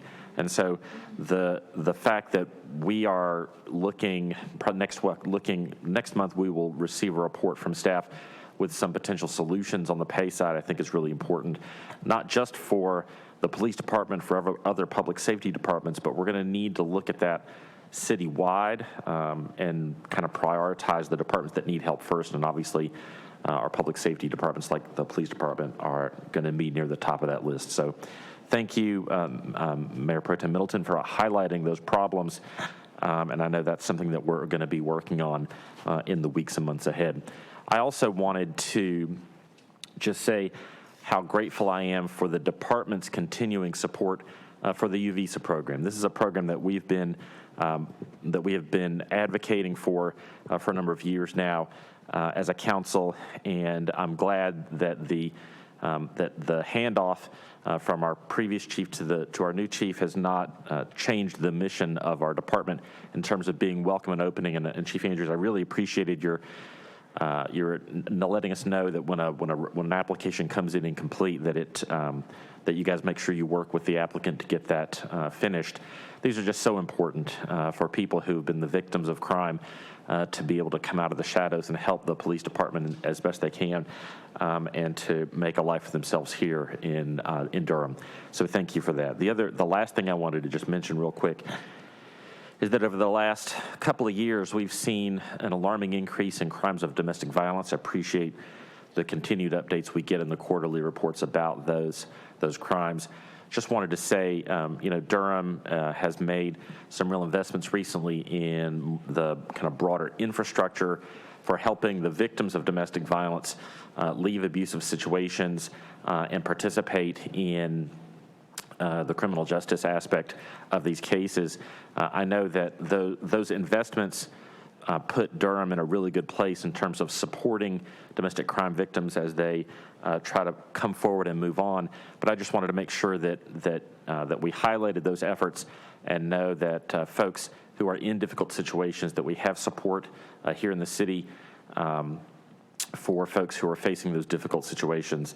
And I know that that's something that will continue to get to receive your attention as we continue to see through the pandemic, and as I don't know if we're emerging or we're entering a new crisis or a new period of the pandemic, but as this time goes on, we're continuing to see more and more reports of crimes of domestic violence, and the statistics bear that out.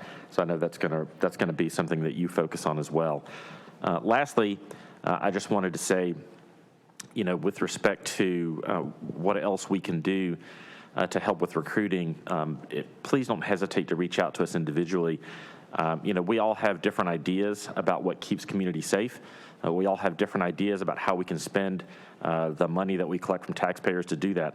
We have lots of great kind of ideas in the community safety department to try to relieve some of the call pressure on police officers if we can get that department up and running and well funded.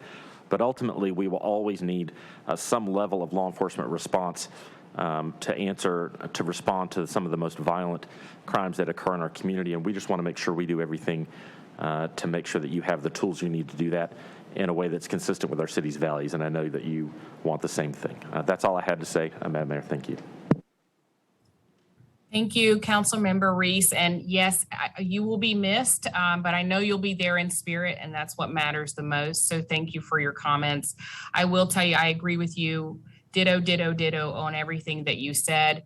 We're looking forward to really fostering and growing that relationship with the Community Safety Department. I've had some great conversations with Director Smith. So just looking forward to what the future holds. So thank you for that. Mayor, I know there's one other thing I wanted to mention, and that is that if you look at I pulled the last couple of third quarter reports this morning, and if you look at the clearance rates, despite the staffing problems, despite the increase in homicides and sexual assault, our clearance rates are so much better than they were 2 years ago or even last year. And that is a credit to our police department investigators, and also I think probably a community coming together and saying that we're not going to stand for this anymore. And I think we're going to need a lot more of that as we hopefully emerge soon from the pandemic. That's all. I'm done. Thank you. Thank you, Councilman Reese. Councilman Williams? Thank you, Mayor. Actually, some of the comments that I was going to actually make were mentioned already, but I also wanted to say welcome back. You're checking off all the boxes. You're just getting it all right. You're moving back to Durham. You've already come back to Durham. And, you are an Eagle. You'll be sworn in the new union. We have a real union now. Also, I may be serving tables tomorrow night at work. So I plan to be there, but as of right now, we have a huge party coming in. So I may be serving tables. But if not, if I can sneak out, I will do so. And I promise I'll be there if I can. So I've been saying often, police officers are humans too. They're people too when they take, before they put the badge on, and I view them as such. I have a lot of friends who serve right now. And I understand human behavior. I think what I'm most concerned about, and Councilman Reese mentioned this, but this pandemic, I think for the first time in our lifetime, we are seeing the effects of cabin fever and how it could physically and psychologically have an impact on us as people. And I'm concerned when and if this moment comes where we declare the pandemic over, if that ever comes, what's going to happen? Because folks are tired of being shut up in the house. They're going to come out, which is great. But there are some folks that are held up inside right now, and it's psychologically impacting them. And I was wondering, is that a conversation that's happening, the mental health impact on the community in regards of how COVID has played a part, as well as the mental health impact on the officers as humans and still trying to do their job? Is that conversation being had? And if so, how's that going? And I know that, you said support. You have that, despite how diverse, our perspective on community safety can evolve. I know you have the support all around. And I'm sure we can provide that.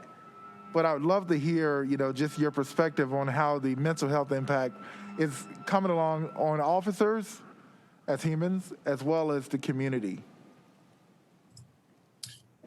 Thank you, Councilmember Williams. We know that wave of post-COVID, right, is going to come back. And we are correct. We are starting to see an increase in some of our calls for people that are in a mental health crisis, that need more services. And we've started to really have those conversations with our officers just internally, making sure that they are aware, that we have peer support for the Durham Police Department, that when we go on calls, that our emergency chaplains are available, not just for our officers, but for our community, right? It's very, very important that we make people aware that it's okay to not be okay. And it's okay to ask for help. And so we're doing a lot of check-ins with officers. We are making sure that our emergency chaplains are on scenes at these critical calls for the purpose of just being there, right? And just being there and being available to have the conversation, and even making sure that the resources that we are offering after the events are available, are accessible to all that's involved, even if that means that we go where they are, right? We go to them. And so that's going to be an ongoing discussion.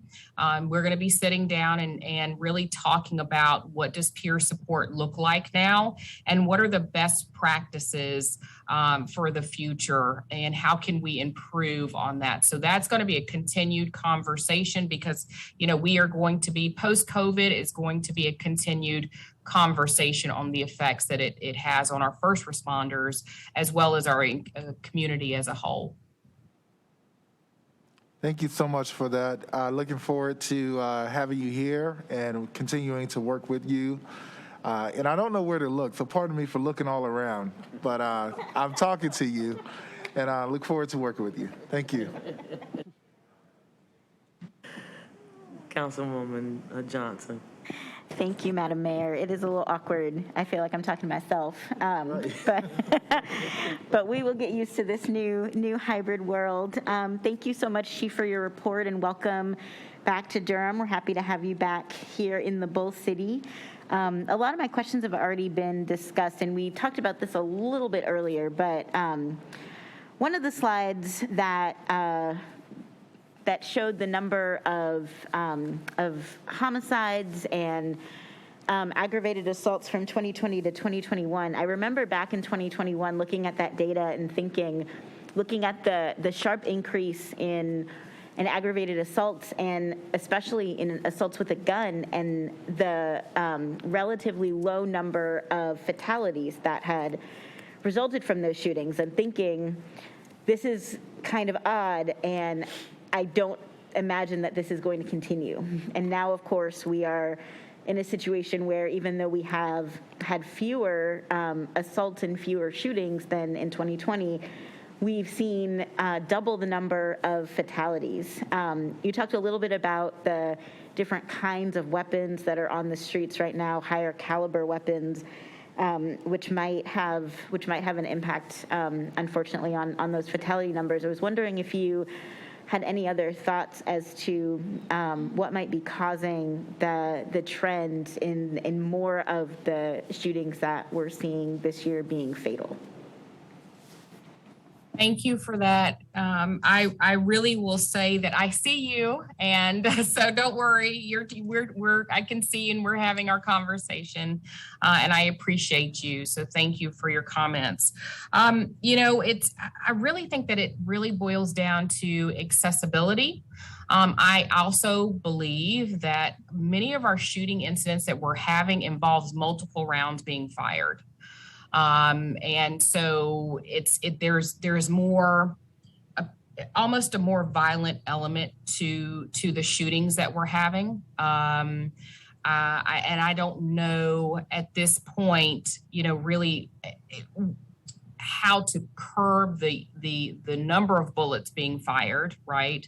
But how do we really keep folks from feeling like that they even have to pick that gun up in the first place?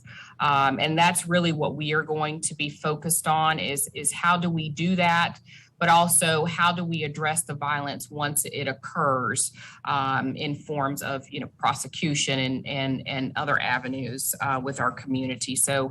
So really, I think it's the guns, but it's the number of bullets being fired that really has made those shootings. Shootings are already deadly, right? Have the potential to be deadly, but when you're shooting multiple rounds, I mean, it's hard to survive something like that.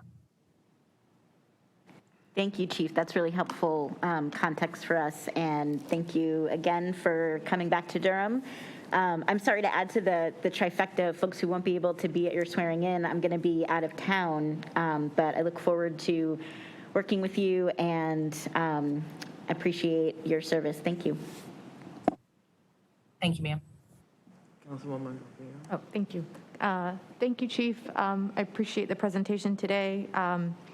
Welcome back to Durham. I agree with many of what my colleagues have already said and just wanted to reiterate, we are taking up the police pay. I think everyone on council is very well aware we'll be taking that up in January. We know that is a component of a potential component of our vacancy rate. But I also just want to reiterate, while not great for you individually, I think you are going to be able to hear a lot more information, as is your chief executives there in the next several months from a lot of our patrol officers on what it is that would help support them in their jobs besides pay. And as you think through your recruitment and retention strategy, and this is something that I've already shared with Manager Page, please let us know what support you need around that. Sometimes folks are shy to ask. Please don't be shy to ask. We're here to support you and that department, and we want the best talented pool of folks we can get in Durham from wherever they may come. So I just want to tell you that you have my support on that side of it. Additionally, I just wanted to say thank you around the U visa.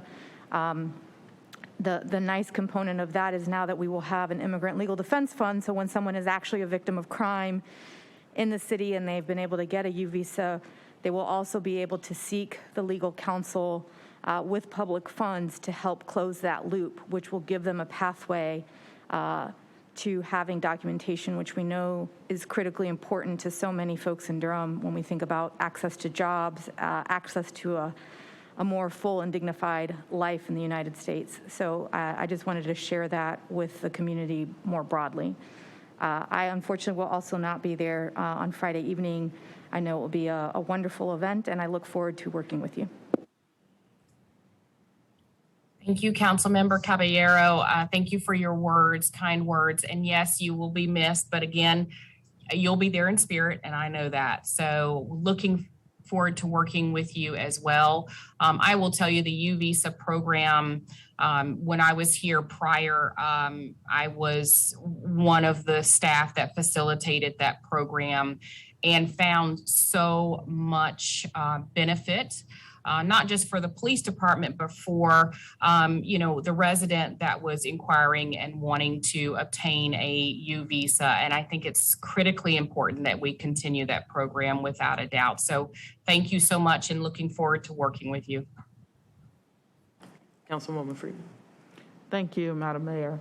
I would also like to echo my colleagues in their comments and acknowledging welcome back to Durham, and just know that you have my full support in the work that's ahead. I would also add that I think it's going to be very helpful in context to the work that you're doing and the work that your staff is doing to try and figure out how to be supportive of folks in the community so that there aren't as many guns being fired. And so I do want to just make sure that I note that there's a lot that I hope that we get a chance to talk about in a very thorough way that is actually supportive of what investigations that are occurring, and how to make sure that we don't need those types of investigations. I want to make sure that I note that the cold case backlog, I really appreciate you sharing that we did get the grant, the additional grant for $500,000 to continue to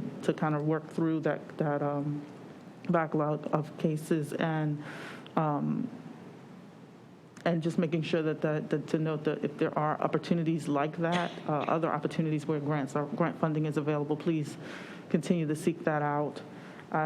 I think that the sexual assaults that haven't been processed, can also help to clear that, to bring the clearance rate up. And so I want to be sure I'm supportive in that. And then just addressing response time and noting that there's a lot of pieces that are a part of that. And I'm hopeful that our 911 call center and people in the community are really being gracious around, or people are being gracious around how our 911 call center's vacancies and our police vacancies are contributing to that. And so we'll continue to try and push and be supportive in any way, shape, or form to support the retention and recruitment necessary to fill the vacancies.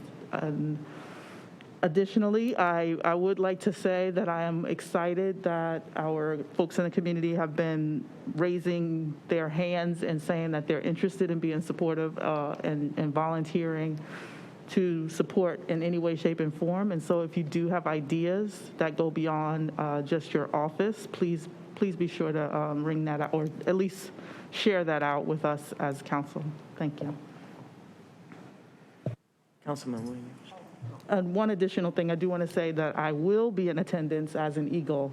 I think it's supportive. I want to be as fully supportive as possible of another Eagle in their swearing in. And so I look forward to seeing you and actually meeting you in person tomorrow evening. Thank you. Yes, ma'am. Thank you, Councilmember Freeman. I look forward to seeing you, fellow Eagle, and meeting you as well. And thank you so much for your words. We certainly will have some communications going forward. So thank you. Just real quick, is there a way that I could get demographic information of the victims and perpetrators that aligns with this data regarding the actual activity itself? Do we have that information that we can get at a later time? And I only ask because I do believe that, as I've said before, I wholeheartedly believe that several of the solutions we're seeking are embedded in the community itself. And I know that there are some specialized programs and initiatives and efforts that are happening and that are or will happen that can support some of this, calming some of this activity. Yes, absolutely. We will prepare maybe a first blush or first draft, and then we can go from there, and just let us know if that's what you were specifically looking for on some of the violent crime that I reported out on today. Would be more than happy to. Thank you. Thank you. Thank you, Mayor. Anything else for our chief? Chief, thank you so much. We have one person on the telephone, I believe, that is waiting. If you would just hold for 1 second, Chief. I believe we have one person on the line that's been waiting to have an opportunity to speak. And they will have 3 minutes. Good afternoon, Madam Mayor O'Neill, Mr. Mayor Pro Tem Middleton, members of the City Council, and Madam City Manager Page. Thank you, Chief of Police Andrews, for your presentation on the 2021 third quarter crime report. According to data from Durham Police Department, for the past 3 years, the overwhelming majority of the city's gun violence victims and perpetrators are boys and young men of color. According to academic achievement and disciplinary data from Durham Public Schools, boys of color, specifically Black boys, have the lowest percentage that met minimum grade level proficiency and college and career readiness, while also having the highest short and long-term suspensions since 2005. We have systemic failure of boys and young men of color in Durham. It's time to act. We need a cradle-to-career ecosystem for boys and young men of color in Durham, guided by a fully funded boys and young men of color plan for Durham to facilitate improved coordination, strengthen collaboration and shared responsibility, and systemic reforms with clear goals and measurable outcomes to inform our service delivery. We must dismantle the oppression and barriers to equity and inclusion to ensure boys and young men of color of this community have equal opportunity to lead successful and meaningful lives with career and economic stability and success through culturally responsive and high-quality education that prepares them for success in the global economy, supportive mentorship as they define and navigate their path, and access to opportunity to leverage their education and skills in the workforce. The economic landscape in Durham is changing rapidly, and we must ensure we have a vision, plan, strategy, and capacity to provide the needed leadership, services, and support to position our boys and young men of color for long-term competitive advantage in the classroom and the workforce, or we risk them opting for alternatives such as gangs and drugs. The Charles Hamilton Houston Foundation will continue to work tirelessly to ensure boys and young men of color in our Young Men of Excellence program and Career Pathway program gain the skills, experiences, and support that will empower them to reach their potential through education and training to achieve career success and economic stability and mobility. This is not about one person, government agency, or nonprofit organization. This is about the health and well-being of boys and young men of color in Durham. Making a transformative difference in their lives will transform us all. We have everything we need to make this happen. We need action. It's overdue, and I welcome the commitment of our new mayor pro tem, and members of the city council for us to get together, do this work, and make the difference that these boys and young men deserve. Thank you. Thank you so much for being here, Mr. Langley. Chief, I just want to say thank you again for your report today. Job well done. And I'll see you in the nest tomorrow night at 6 o'clock. Take good care. Stay safe and well out there. Yes, ma'am. I'll see you in the nest. Eagle Pride. Eagle Pride. Amplified. Yes. All right. Before I turn this meeting over to settle the agenda to our city manager, there's one point of clarification in terms of our next work session being held on the 23rd, I believe. And I think there may have been discussion with others about possibly moving that to the 21st. It's at your pleasure. I'll defer to those who may want to make that move. So moved. Second. I apologize. I will already be out of town on the 23rd, so it's either an excused absence or. Mayor Neal, if I could just real quick, back in our August 5th work session, Councilmember Caballero pulled the council meeting schedule from our agenda and asked staff if they'd be willing to move the last work session of the year from Thursday, December 23rd to Tuesday, December 21st. Staff said that'd be no problem. Everybody thumbs upped it. The Mayor Pro Tem actually said, why don't you just cancel everything for December? That sounds great, which I wish was on the agenda today, but isn't. Anyway, when we got to for the Monday night meeting for which that agenda item was set, by inadvertent error, the original schedule was attached. And so that's what staff has been relying on. But obviously the intent of the council was to move to the 21st, and I think the intent of staff as well. So all of which is a long way of saying, yes, me too. All right. Well, the motion has been made by Councilwoman Freeman and seconded by Councilwoman Albiero, and we will now call for the question. All of those in favor sign by saying aye. Aye. Aye. All those opposed have the same right. Hearing none, that motion passes unanimously. So now I will turn it over. You okay? Yeah, we'll confirm. Good. Madam Mayor, could I mention one thing as well about the next Sure. couple of meetings? Thank you. We had a brief conversation a few weeks ago about thinking about whether we could have some kind of specific metrics around whether the council should meet virtually or in person, depending on what COVID numbers we're doing. And as numbers have started to go back up, I think we should renew that conversation. We didn't want it to be arbitrary. We wanted to have some sort of data-based reasoning for why we would meet in person or not, but we didn't come up with what that metric would be. And I think there was a little bit of misunderstanding about who was going to do that. So I'd like to revisit that conversation at some point to figure out what we think is a reasonable metric for going back virtual. Our test positivity rate right now is around 5%.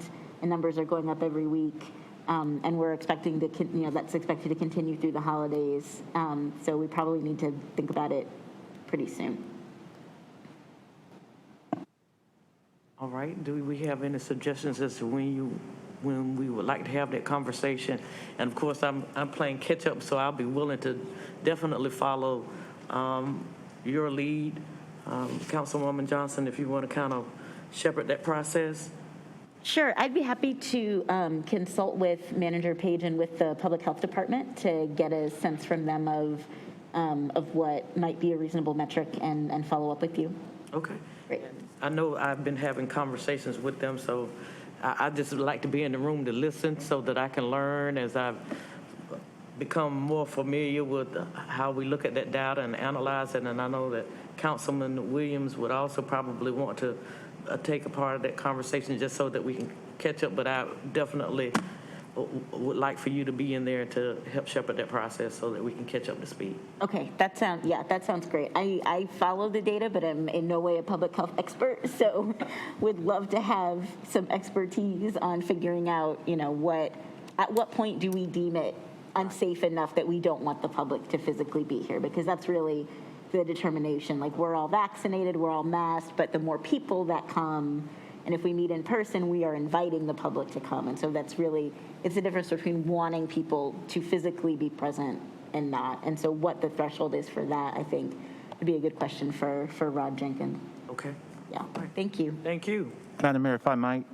Thank you, ma'am. If, with your permission, I'd like to also insert myself into that conversation and make it part of our larger comprehensive discussion, not only for us as a council and its building, but the masking mandate for the city at large, and just kind of getting a sense of where we're going related to the rise and fall of numbers. I fully associate myself with Councilmember Johnson's observation. I thank her for bringing that up. I think it's an incredibly timely conversation. But so with your permission, ma'am, I'd like to be part of that conversation as well in terms of keeping you abreast and Councilmember Williams abreast and all of us, and kind of looping that into our full comprehensive view of where we're going as a city outside of City Hall as well, related to masking and what kind of metrics we're going to be looking at and how that will inform our decisions moving forward, with your permission. Yes, sir, so long as we're not having four in the room. Well, it could be an official meeting. Right. Thank you, ma'am. Yeah, but we'll figure it out. We'll figor it out. I think, given the interest, I think maybe it would make sense to send an email to all of the council and Rod Jenkins to ask for some guidance, and then we could discuss via email what to do for our next meetings, if that works for you, Madam Mayor. That's fine with me. You'll find that I'm a very collaborative leader. As I indicated on yesterday, if my intellect is going to be the ceiling, then that might be problematic for our city. So we have experts in various areas, and we need to use all of their expertise. So, and we're definitely on a learning curve, and this is one area that I really want to take the time to be very deliberate about what's been going on. So your help is definitely needed and valued. Madam Mayor, if you don't mind, I would also add that it's probably going to be helpful to include the county in that conversation, acknowledging the county chair. Okay. And then also, when we were receiving updates from the county manager, it was a little bit more clearer But since we haven't been receiving those updates from the county manager or the interim county manager, I think we need to turn that spigot of information back on, because it was really helpful to kind of see who, what, where on a regular, consistent basis. So I think that'll be more going ahead. So noted.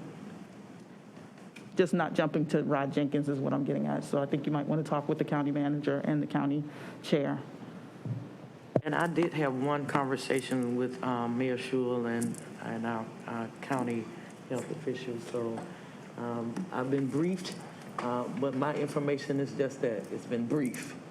So there is a steep learning curve, and I welcome all of your help, from each and every one of you all. You've been doing it.